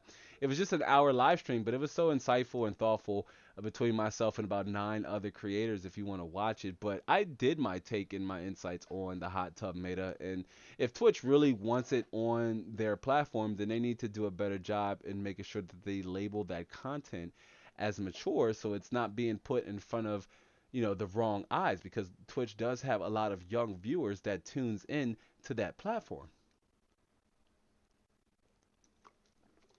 Cliff says that's all the rage on Twitch. Right on Lab. That's perfectly understandable. Appreciate you filling us in on that. Yeah, definitely. I like to try to drop those nuggets, because those of you who are here with me right now, it's so important you've dedicated your time to being here on the live stream and to just engaging. So I do like to try to drop those nuggets every once in a while. But you are certainly welcome, XLR Gaming. Cliff, thanks for asking the questions that maybe I have not yet thought of to share, or answers to share with the community based off of those questions. This is why I promote questions throughout the live show, whether it's about the topic, whether it's about me as a creator, it's about your system, um, especially the creator questions. I don't really get them a lot because I understand I don't have a lot of creators in my audience. But if you are interested in creating content, or if you are a content creator, do let me know. And because we know how it goes, we know the struggles, we know the pain. Why does it look like Thundercloud is me mugging the chat right now? He does not look very happy right now. He's like wrecked Yoda and Obi-Wan. He is not happy. For anybody who just tuned in, this is Thundercloud. He made a guest appearance today on a live show. He's not very happy to be on camera, and I think he knows that he's on camera. And the double semicolons, that's what I got to call you. Triple semicolons, matter of fact. Triple semicolon said, one problem with Twitch, if you become affiliate, you can't stream anywhere else. Man, that is so true. So true. It's one of the TOS issues that a lot of high profile streamers jump shipped and came over to YouTube. And it's one of the reasons why I had mentioned that for my Twitch program, it would just be a totally separate show, not available on YouTube. So the Twitch podcast, which would be just a totally different format, would be totally different over there and would be exclusive over there, to I wouldn't, repurpose the content over here on YouTube. And this live show stays in this format and stays true to its format, right, and how it's structured right here on YouTube. And then the Twitch podcast would be a different experience. And then if I do more like cash gaming over on Facebook, then we'll do that over there. But Facebook has pretty good reach on their live video. YouTube or Facebook will put that video out in front of a lot of people. I just loathe the idea of having to work for a higher fidelity of streaming, say for 720p versus 1080p. Facebook does make you climb the ladder and work your way up to being able to stream at that resolution. So it's just something to consider. But triple semicolon, that's a very good point. Cliff says, I think that might be what he meant by the time restrictions as far as time exclusivity, but I'm not certain. Yeah, and it is once you are an affiliate, like it has to stay on that platform. But after you stream for the first 24 hours, you can't upload it anywhere else. Of course, Twitch won't always catch those infractions, but if and when it does catch up with you, it could lead to you losing your channel. And take it from somebody who, I don't create, I work at content creation full time, right? I may not earn a full time living. I do earn money doing it. I may not earn a full time living, but the idea of losing like this channel and everything I put into it is just a completely scary one. Any of your channels you work with, whether it's your Instagram or my Twitter that I've had for a long time, I could wake up one day and load my Twitter, and Twitter decide to delete my Twitter because I maybe have violated the TOS, and there goes. I mean, yeah, I've had both my Twitters, my personal Twitter, which I'm inactive, and the Inside the Lab Twitter for quite a while now, since 2011, 2012. So it would hurt if I lost those channels to communicate with the community. Which, shameful plug, if you're not yet following me, you're definitely going to want to follow me at Instagram and Twitter at Inside the Lab YT, because you can always reach me there through the DMs. Although, to be very honest, I am more hard pressed to reach into the DMs over in the Discord and the questions we get over there. So if you want to join our Discord, sign up for our email list. And we'll cover that in the upcoming house cleaning, because we were just getting ready to jump into the wrap up. For those of you who had just joined us, to quickly recap, we had talked about some of the qualities you'd want to look for in a case. We talked about how it's important when shopping for a case that you are essentially building a solid foundation. And if you are not considerate of that foundation, you are not essentially building anything of value. Your machine, your system, your PC, regardless of its price point, should still be or should still at some tier deliver price to performance or value in the way you intended it to. Because at the end of the day, fam, what you are investing in your experience, right? If you are a content creator, you are investing in your workflow. If you are a content creator and that workflow ascribes around gaming and streaming, then you are not only investing in your gaming and streaming experience, but you are very much still investing in your workflow. Okay. So it always boils down to how much you are willing and able to invest in your experience. And that's not indicative of just one component. This is all seven of your main core components. When we are talking about delivering a system or building a system that is delivering the price to performance that you originally envisioned it to, right? From FPS, from having everything come together and match and be coordinated, all of these things. It really boils down to how much you are able and willing to invest in your experience as a gamer, as a content creator, as a student, as a little bit of all three. Maybe you're on the younger side and you just got your system. Maybe you're 16, 17 years old, just getting ready to enter the world in a couple years. Mom and dad hooked you up with a computer, or hey, you could be of working age these days at 16, 17 years old, and you worked for the coin yourself and you saved up. I bet you once you hit the power button on your machine, it's going to hit differently because you bought that with your own money. But we have a lot of younger people that are getting ready to come into this market once GPU normalizes and the stock stabilizes. But I did want to do a vlog, which I probably still most likely will do a vlog on that because I know Brian did a live stream on it the other day. But GPU mining, cryptocurrency mining prices are kind of like going like this. That doesn't mean you should stop cryptocurrency mining though. Don't get it. I don't do it, but I'm gonna tell you now, just from my research, that doesn't necessarily mean you have to stop, pull out, sell. Look, that very much depends on you. What I'm interested in though is that the availability of GPUs and the prices that should come down should miners want to offload these graphics cards here coming up. So there could be a little bit of positive outlook with that. So of course, one person's pain is another person's glory. Of course, the mining community would take a hit while consumers would possibly and potentially have graphics cards available once again, but that remains to be seen. But I did possibly want to do a vlog covering that news. So maybe that's something we still very much do because I used to like doing the vlogs. They were good practice. But yeah. So I tell you what, let's jump back here. We talked about cases in between $100 to $200. And before we jump into the final thoughts, I just want to get caught up for those of you who weren't here earlier. Again, do be sure to give this stream a like if you haven't yet. It's really going to help get it in front of more people even after it's aired. But we talked about without a solid foundation, you'll have trouble building value within your system and how a well-built case should promote adequate airflow. This is crucial to when shopping or deciding on a case. This foundation here that you are building, it's really where your personality has the opportunity to shine. From a well-coordinated color scheme that complements or matches the RGB and the lighting strips, all the way down to interior trinkets. We talked about it all. It's here where your foundation will help your personality shine and thrive. We also talked about during the segment that the more premium the cost, then the more quality of the case, which will most often translate to higher grade metals and transparency in the form of, say, an acrylic panel versus a tempered glass panel. And cases are typically made up of steel, aluminum, and plastic. We talked about the pros and cons of aluminum versus steel. Aluminum being a little bit more expensive to produce, but also having a sleek and modern aesthetic look and feel to it. It's not as durable, scratches and dents easier than, say, a steel case, which is a little heavier and more durable.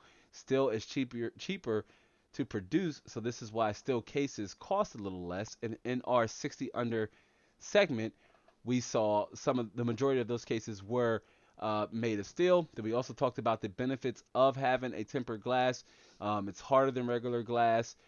Uh, you could consider it a visual enhancement. It will give your system an overall classy look. And but most importantly, if you want to glaze or glare into your system's soul, more so your monitor is a window to your system's soul. But if you wanted to stare into the internals, you very much could.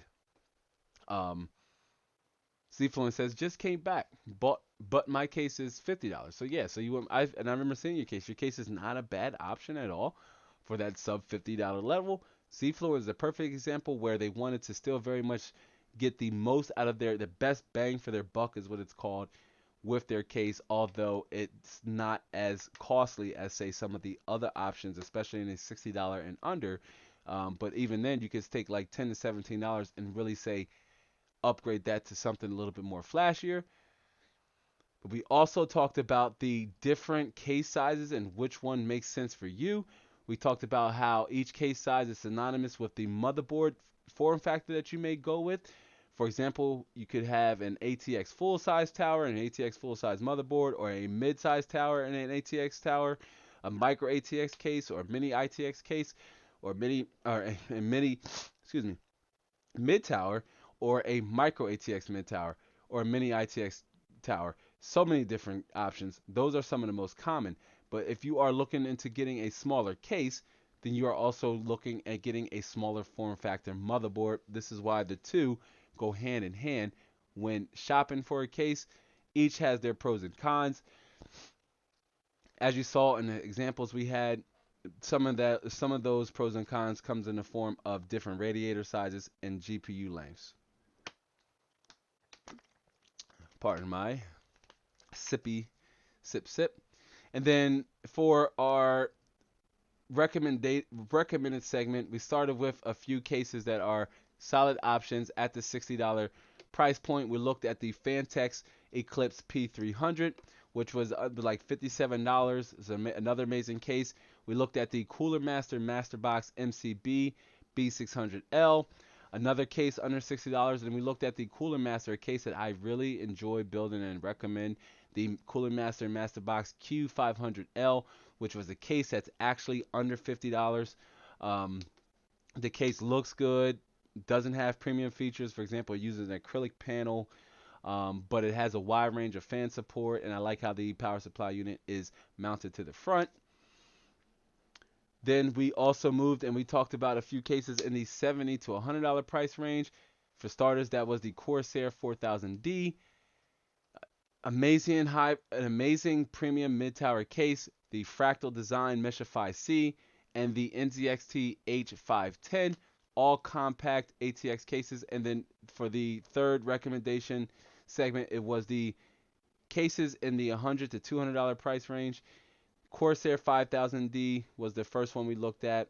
The 280X, the Corsair Crystal 280X, and then the P600S, all mid-sized tower cases that came in at a little over $100 and just under $200, but they were all premium in look, and they had all of the features, I recommend you look for in your case, right? Now, as we jump into our final thoughts, right? Like let's jump into our final thoughts. Thundercloud, you ready for final thoughts? It's live. This is what happens on live video, yo. I can have a bunny pop up, a horse, a kangaroo. You never know. You never know. But in our final thoughts, right, I just want to add that your case, I have said this multiple times throughout the duration of this live show. And so if it's important, it's worth repeating, in my honest opinion. But your case is what defines your personality and what gives you this creative direction with building your system. You're either a gamer, a creator, or a student, or a mix of all three, which by default requires some level of a dynamic imagination, right? A gamer, a student, or a creative, each of those three things involve you to have some level of imagination, right? You don't need to spend a lot on a case, but you should invest in as much as you can. It's one of the reasons why we broke down a 60 and under case, 70 to $100, $100 to $200, because again, you don't need to spend a lot, but you do want to make sure that you are investing in just enough. Because I had started that block out by saying money looks better in your bank account than it does sitting in your closet. And that's because you don't want to buy components, especially a case. You don't want to buy components and parts that you necessarily won't be able to use, or it's incompatible with the rest of your parts. Save room for future upgrades, color coordination, and also with any future aesthetic changes. You could do this with a really large budget or with a small and modest one. But your case defines your personality. Invest in it as you would yourself. And that that's essentially that's it, fam. I mean, that's the most important, if you could take anything away from this live stream, it's that. Okay? That your case defines your personality, and you should invest in your case as you would yourself and your personality, especially if you are a creative or someone who has future aspirations on creating content, and that's something you're interested in doing or looking into, right? But whoo, man, I'm hyped. That was fun. I love shopping for cases. Cases are one of my favorite components to look for. They really are. And I see and Cliff, welcome back, Zfluent. And so if you're watching here on the replay, just give me a minute here, live viewers, to shout out our replay viewers. If you're here watching on the replay and you had any questions about any and everything discussed during this live show, do feel free to leave the comments down in the comment section below. I always double back and check up on the live streams for those who were unable to make it. Maybe they had prior engagements that they were committed to and they weren't able to make the live show. Maybe they work every Saturday during this time. Um, so I like to leave the live streams up. But if you're on the replay and you made it this far, first and foremost, thank you for the watch time. But most importantly, if you have any questions, yeah, again, feel free to ask them at any time. I love engaging with the community after the live show has gone up. And do keep a lookout for more pop-up live streams, fam. Do keep a lookout for more pop-up live streams. I want to finish Alien Isolation so we can get into some Resident Evil 8 Village. Like, I want to play that casually, but I also want to play it here for the community. I just want to remind everybody again, if you had came on and you hadn't yet, remember to give this stream a like on your way in or on your way out here. And subscribe if you haven't yet. Subscribe for the vibes. Subscribe for the mission. Subscribe so you can learn how to save time and money on this expensive hobby that is PC gaming, because it is quite expensive. And it's never like you just build your PC. Oh, don't know if you can hear that, but headphones batteries are running low. But building a PC is it's never ending. You don't build your PC and you're done with it. Almost certainly you will find something in it that you want to change or enhance. Remember, that's something we talked about in a few conversations a while ago. But before we exit out here, you guys know we did our housekeeping in the beginning, but let's do a little bit of we did our house cleaning, but since we're at the end, let's do a little bit of housekeeping, just in case we had a few viewers who were not present during the beginning of the live stream. I just want to again welcome you to sign up for our email list, especially if you want to join our Discord. The Discord invite goes out to email subscribers first and foremost. And they go out about once every 2 weeks because I set the link to expire because I want to ensure that the community stays exclusive. But sign up for our email list so you can get that invite sent to your email inbox, and along with any and all other important programming changes and upcoming content drops that'll be coming to the channel. Any other milestones I want to share with the community. Unity, it starts with you. It's at the top there at the line before you read anything else, because it's so important to me. Just the idea of community, just by definition, just mean being to be able to commune and large people coming together, large like-minded people coming together. You can find the links to all of these and more down in the description box below, or if you're here on the replay, you can see it in the pinned comments of this video. But sign up for our email list, fam. Come on, if you haven't yet, what are you waiting for? Sign up. If you got an email, sign up for it. I promise not to send you no more than 3 or 4 emails a month. And should I be unworthy to grace your precious inbox, and you are always welcome to unsubscribe, should you not feel the or see the value potential there. And then of course our merch. This supports the channel in a really big way. I know Cliff, XLR Gaming, that's here, and Tricion has some merch. My son brought this hoodie here. A few people have bought the merch, and to those of you who have bought any of the merch, doesn't matter what it is. Could be a sticker, could be a mug, could be a hoodie, could be a t-shirt. It all directly supports the channel. My prices are priced really low. If you don't believe me, look at some of your other favorite YouTubers. Heck, look at some of your other favorite tech content YouTubers. Look at their merch prices. Look at Inside the Lab prices. You tell me. If you find a t-shirt that costs more on another one of your favorite creators' merch stores, send me the link. I'll buy you the shirt over on Inside the Lab if it really costs more than one of your favorite creators. Okay. My prices are super competitive, and they're really priced because I want to make them available to as many different people as possible. So they are priced with razor thin margins. And if you know anything about Teespring, you are forced to set like a specific amount to be able, to complete the listing. So I have each of these prices set to as low as I could possibly set them.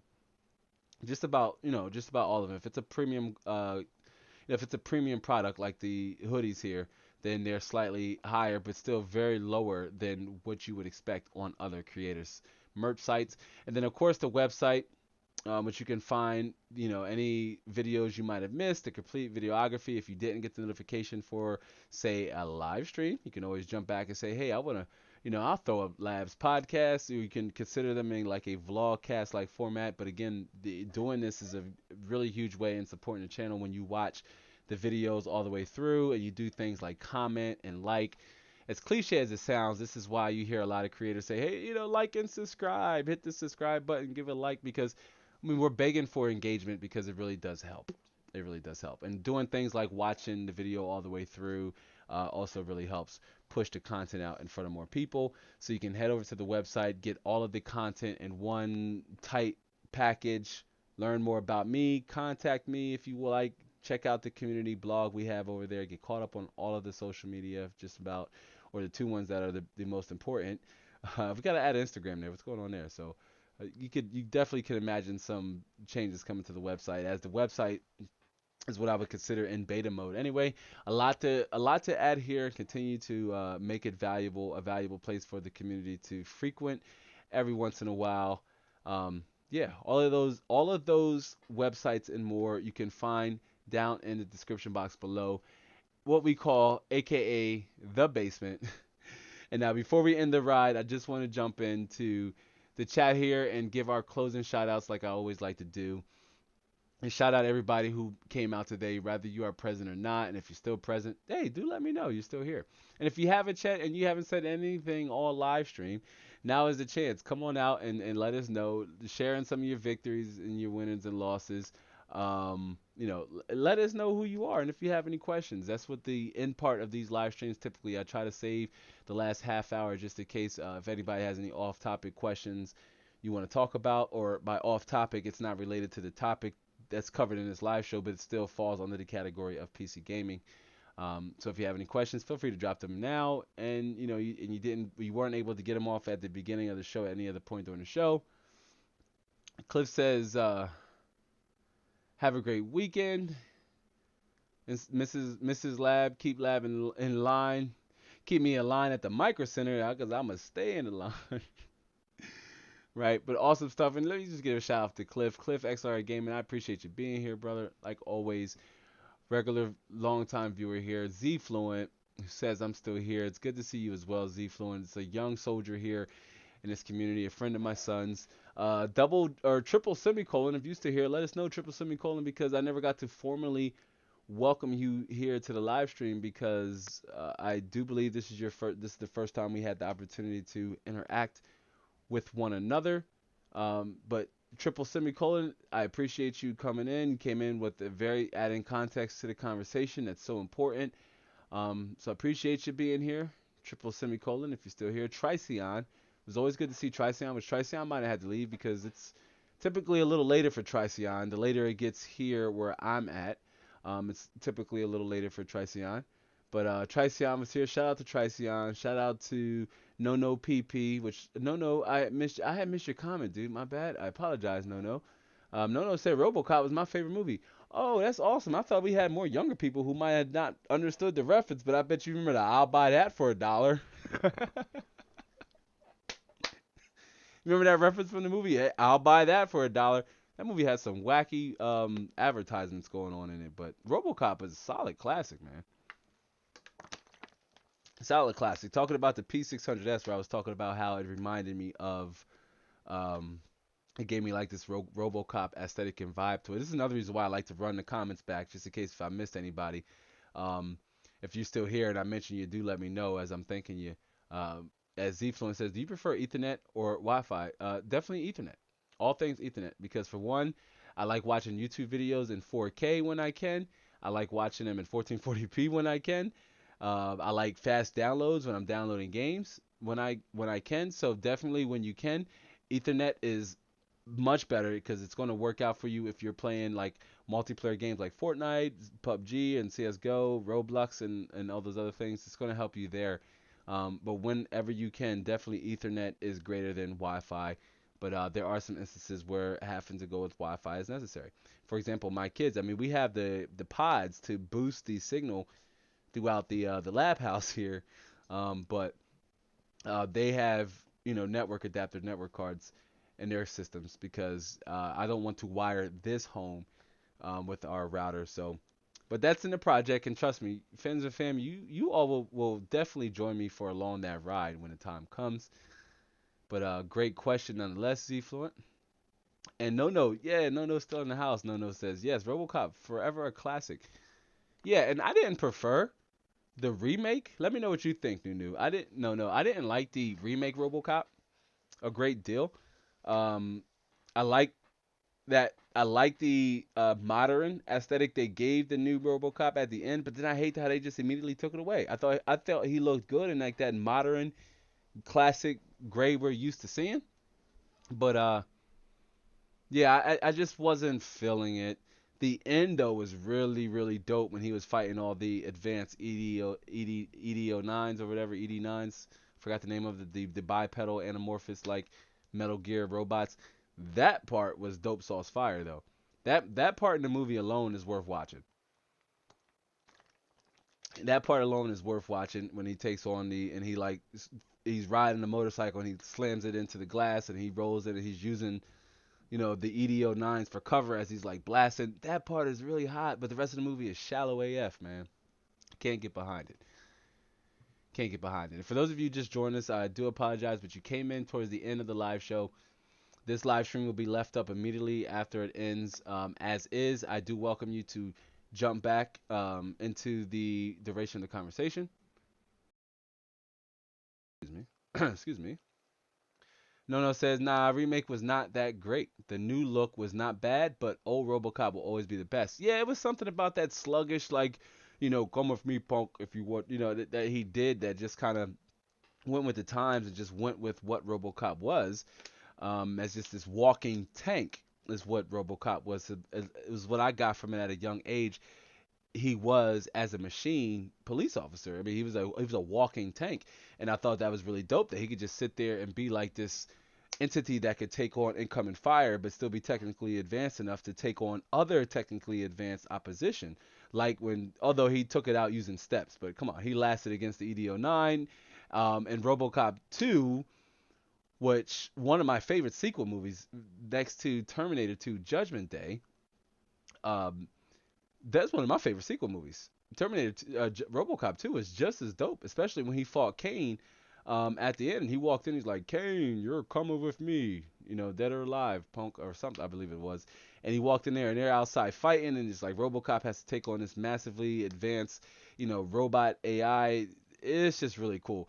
to all you young friends and fam that are here in the audience, I know this is off topic, but to all you young friends and fam that are in the office, if you here during this segment of the live stream, I apologize. I got hyped for a second because I really love the RoboCop movies, one and two. The less said about three, the better. With the flying ninja and all that other nonsense, but um, really big fan of the RoboCop movies. If you want a good classic watch, I highly recommend you give RoboCop 1 and 2 a watch. You know what? No, thank you for taking me down nostalgic lane and sharing that with me. As I really enjoy the RoboCop movies. Terminator 2, Judgment Day 2, two solid sequel-based movies. But yeah, awesome stuff. No. All right, let's continue wrapping up the end shout outs because Nigel Govender, Nigel, I know Nigel's no longer here with us, but Nigel, we had a friend from South Africa pop up and say hello from South Africa. That is awesome. All love and respect there to our international friends and fam creating content on this platform.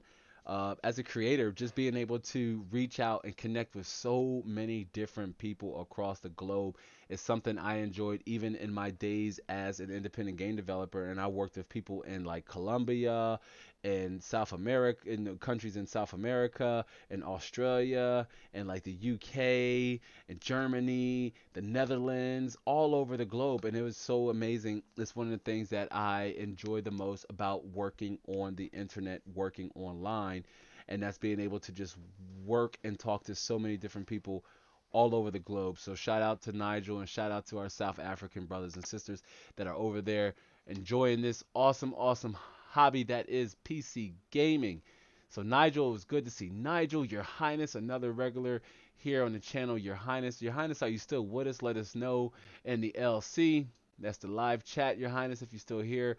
Tricion, of course, it was good to see Tricion. We had another new viewer in Fiyumi Senpai, which Fiyumi, I had asked for Fiyumi's forgiveness in advance if I was butchering their name, but it was good to see Fiyumi. Fiyumi had some awesome questions, engaging questions that we were able to help them out. Hopefully, we were able to help them out.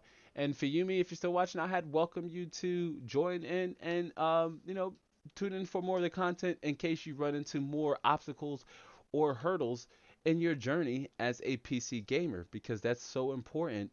The overall message and mission on this channel is to bring as many gamers over from consoles to PC gaming, rather that you build it yourself or you hire a system integrator like myself, or you go with, say, like a larger system integrator like CyberPower or NZXT's BLD service, or um, I buy power. If you go with just like a non-custom pre-built, say, what's the difference between a pre-built, a custom pre-built, and obviously building a custom PC? We did a whole 3 hour plus live stream on that, fam. You can find that down in the basement, aka the description box below. If you're interested in and you want to say, well, yeah, I don't want to build a system, but I want to make sure it's done right. I don't want to damage the components. I just want it to work like my console does. Then you can get yourself a custom pre-built versus just buying a pre-built. It may cost you slightly more because the system integrator has to perform a little bit more legwork getting your build done, as you're cherry picking the parts you want specifically to go in the build. But it's one of the pros to go in that direction. So you could go custom pre-built, right? Or pre-built. Excuse me, that's just going right on Amazon, taking $1,000 and saying, you know what, I just want this pre-built here. I don't want to build it. Again, I just want it to work like my console does. I want to get it. I want to plug my keyboard in. I want to plug my mouse in. I want to plug my audio solution in, connect it to the internet using the Ethernet cable, plug in my HDMI cord, update the drivers, update Windows, boom, fire some games. Okay, I don't want to worry about how much thermal paste should I put on or how to install Windows for the first time. And fam, these are all topics and conversations that I am going to cover either in between longer videos or in shorter, helpful, like quick tip videos. That just kind of helps get the ball moving and going. But okay, mini rant over, because you guys and gals know I'm not that great at mini ranting. But let's just continue on doing our closing shout outs. Sparta Rules 1993, and I believe that was it. And No says, now you got me going to watch RoboCop tonight. Yeah, awesome. No, on top of that, if you want another good 2 hour plus, shameful plug, if you want another 2 hour plus watch, do check out, rewatch the replay of the pop-up live stream We did, again, watch time is king here on this platform. And if this comes off as begging to the audience, then it is what it is. But watch time is so key. This is something that's important to the largest of creators. You can have 1 million subscribers, 500,000 subscribers, or 100K, the magic number, right? 100K. Doesn't matter. Watch time is so important to you. Doesn't matter your channel size. Doesn't matter. It really doesn't. So when you're doing those things, you guys are watching those longer form content like that, it really does help the channel in a super long way. Leave a comment if you do head over there and watch those videos and let me know you were there. But Nono says they're going to go watch RoboCop, and that's awesome. So yeah.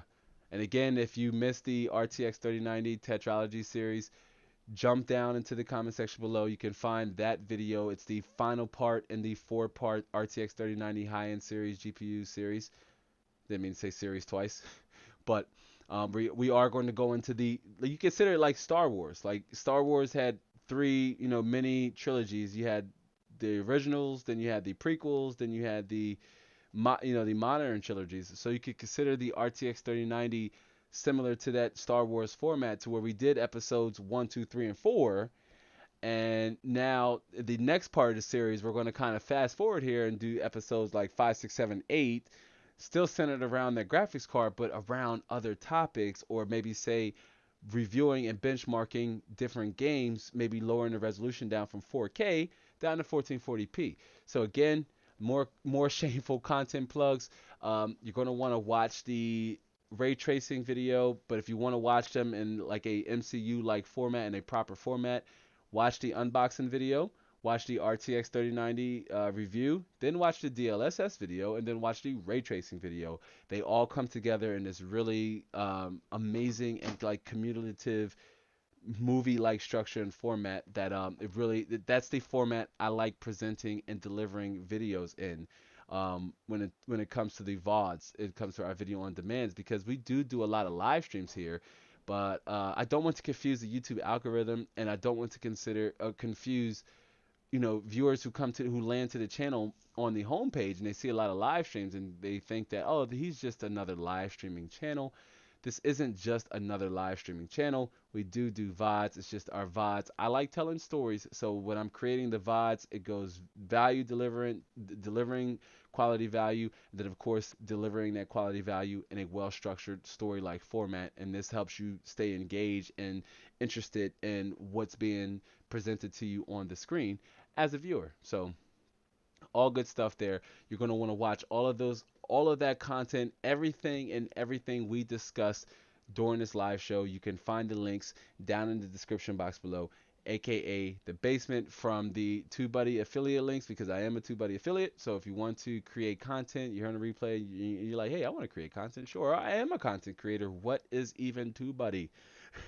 I haven't done a sponsored video on TubeBuddy yet. I got to reach out to the connects I have there. Maybe we can get that going, but I have to maybe do a community tab poll first to see if we even have enough creators in this community that would warrant a creator like dedicated video, or maybe we bundle it and say like the ultimate setup for a content creator. If you're streaming games, or if you just do talking head, even if you do talking head videos, you're going to want to make sure you have a competent system that's going to be able to help you design your thumbnails, edit your videos, encode your videos, store proper storage capacity, the right amount of RAM, having just everything that goes along with that, even down to your audio and any other peripherals you might want to add, with the most important one being your monitor, right? And we did a lot of live stream conversations on your monitor. Just the monitor discussion within the PC gaming community can be a little tricky and confusing. So if that's something that trips you up, you could definitely check out the conversations we had on better understanding your refresh rate, what to look for in a PC gaming monitor. We had a few highlights that came out of those live streams that could also prove to be just as helpful. We have another highlight that I most likely will drop probably tomorrow, just to keep the highlight drops regular. They may not pick up as much steam as our regular VODs, but still they could be super helpful to someone who missed the live stream and just missed a whole take in general in an area that may be confusing to the viewer. So the highlights definitely have their purpose, and it's something I want to do more of. It looks like Thundercloud finally decided to eat his carrot. It's pretty, it's like ASMR for pets. I don't know what it is, but we just like watching him eat his carrots. He likes romaine, carrots, and wires, cords. He likes eating those too. Right, Thundercloud? You got your carrot, and of course you're leaving your fur all over the table. So normally I don't put him up here because he sheds, and they really show up here on the table. And I'm a pretty big stickler on those kind of things. But still, the bunny is an awesome pet. But ladies and gentlemen, Thundercloud, special guest appearance here. The bunny, Thundercloud, our lot bunny. Um, but yeah, that's about it for this live show. Again, if anybody else doesn't have any last questions or anything else to get out of, do remember you can follow me over on Twitter at Inside the Lab YT to keep the conversation going, or follow me over on Instagram for behind the scenes content and exclusive Instagram live streams. Cause I'm like Instagram IG fam really fast here. Where are you guys and gals at? Like, where are you guys and gals at, Instagram fan? If we just go to the Inside the Lab Instagram, I just want to pull it up here for a second. I've done a couple. I've gone live over here. I haven't saved any of them because they've just been like super casual conversations between either like close family members, people I've known, or like my children. And we did have a few community members pop on, and I've actually invited them because on Instagram's live stream you can invite.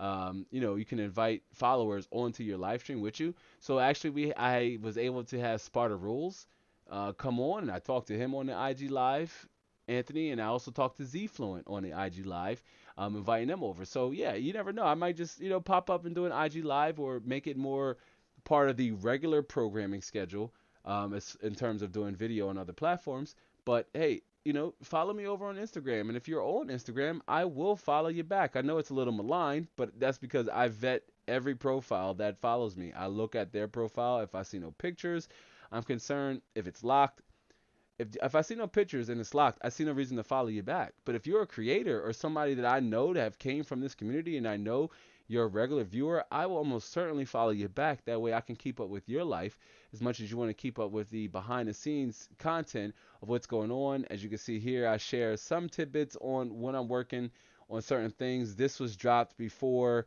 the RTX 3090 series launched. And of course, just creating just awesome, pretty dope and cool promotional content, things like reels and things of that nature. So yeah, if you're not following me on Twitter yet, fam, follow me on Instagram. I'm sorry, both really. Shameful plug, but follow me over on Instagram. Let me know you live, fam, and I will follow you back. It's that simple. Um, but yeah, I just wanted to bring that up really fast in case you didn't know. Yes, I do have an Instagram. I am fairly active on it, and I'm getting better on just creating content in a different format, in a different way. And if I am doing video over there, it's separate. It's unlike the video that you see here traditionally during a live stream, and different from what you see in the traditional VODs or video on demand. So definitely give me a follow over there on the IG, over on the gram, and give me a follow over on Twitter. And I see we had a few more people join in. As much as I hate to leave you, fam, right? For those of you just joining in, as much as I hate to leave you, you did kind of come towards the back end of the show. But I welcome you to give the stream a like before you leave, before you say, "Up, he said it's over, I'm out." I do welcome you to give the stream a like before you leave, and subscribe if you haven't yet. This will stay up as is once I conclude, once we wrap up here officially. You can go back. I highly recommend you give this stream a watch from about the 10-15 minute mark on up.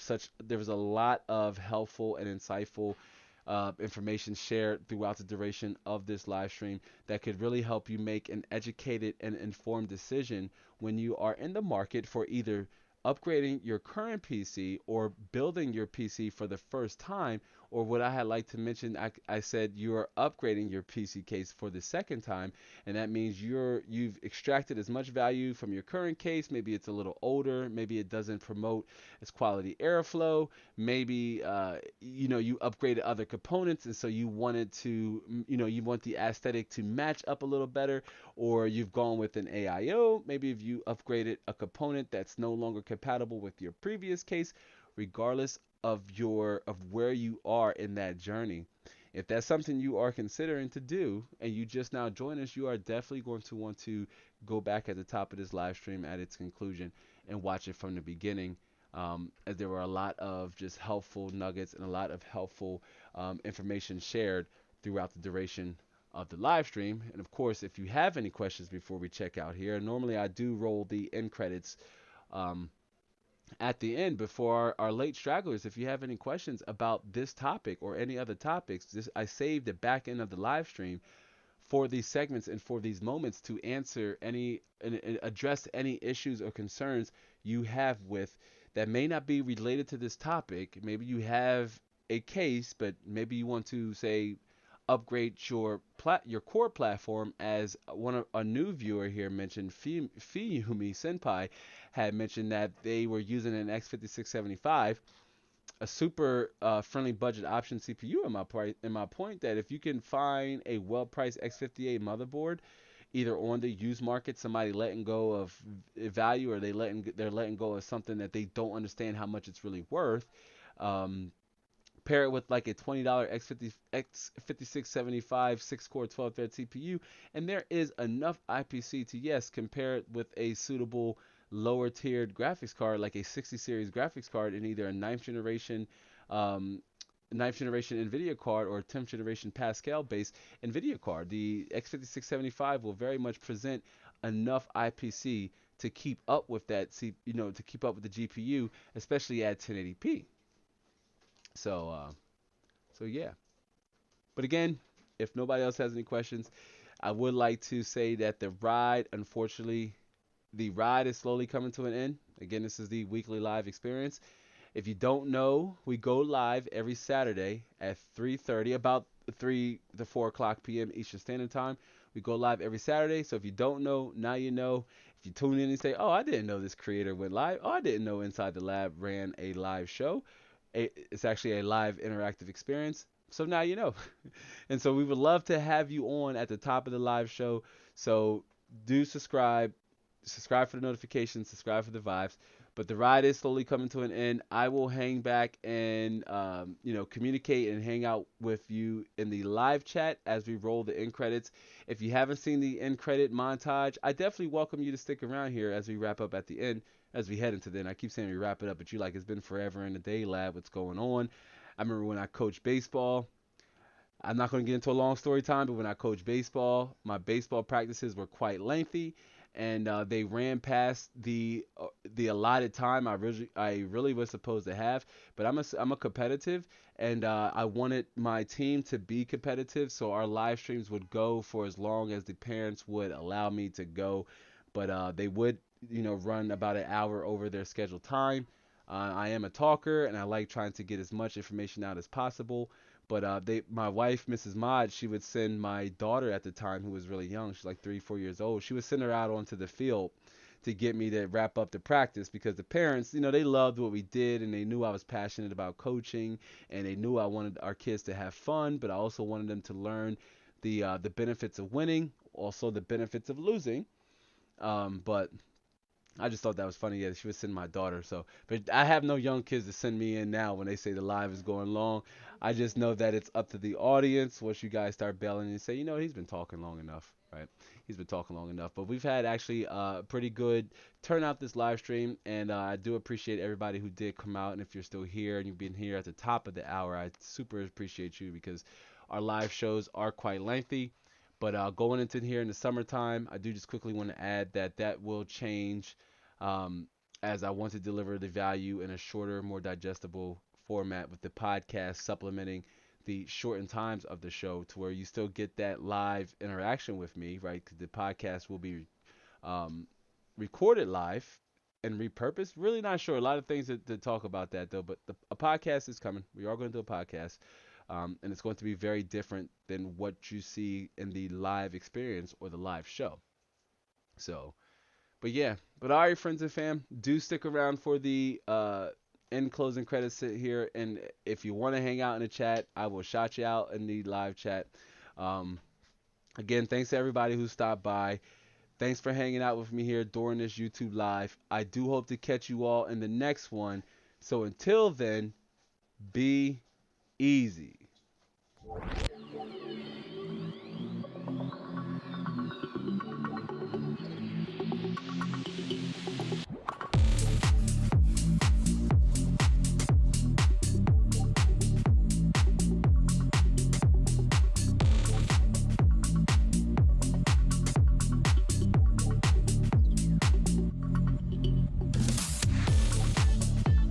Hey, no. Good night to you, no. Thanks for being present on the live stream. And again, if anybody wants to, join our Discord, if you really want to join our Discord and you got an email, I'm going to drop the link in the chat right now. That before you bail out, to sign up for our email list so you can get the invite for our Discord. And I do apologize to the many folks who I saw who just joined in. You joined in at the very end of the live stream. I do welcome you though, after the end credit wraps up, to jump back to the top of the live show and give it a watch. Watch it from the beginning. A lot of helpful information. It's going to help you make the informed and educated decision in buying your case. Sparta Rules 1993 says, see you later, brother. In Sparta Rules, I did respond to your DM. I am working on that, and I have to go up there on Monday, but I will get you that information stat, as we like to get your build done. But yeah, it's good to see you, Sparta Rules. To anybody else that just joined, I do hope you enjoy the post credits. Give the stream a like at the top of the beginning or at the beginning of the stream. And yeah, sign up for our email list so you can catch more content drops on the regular. Peace out.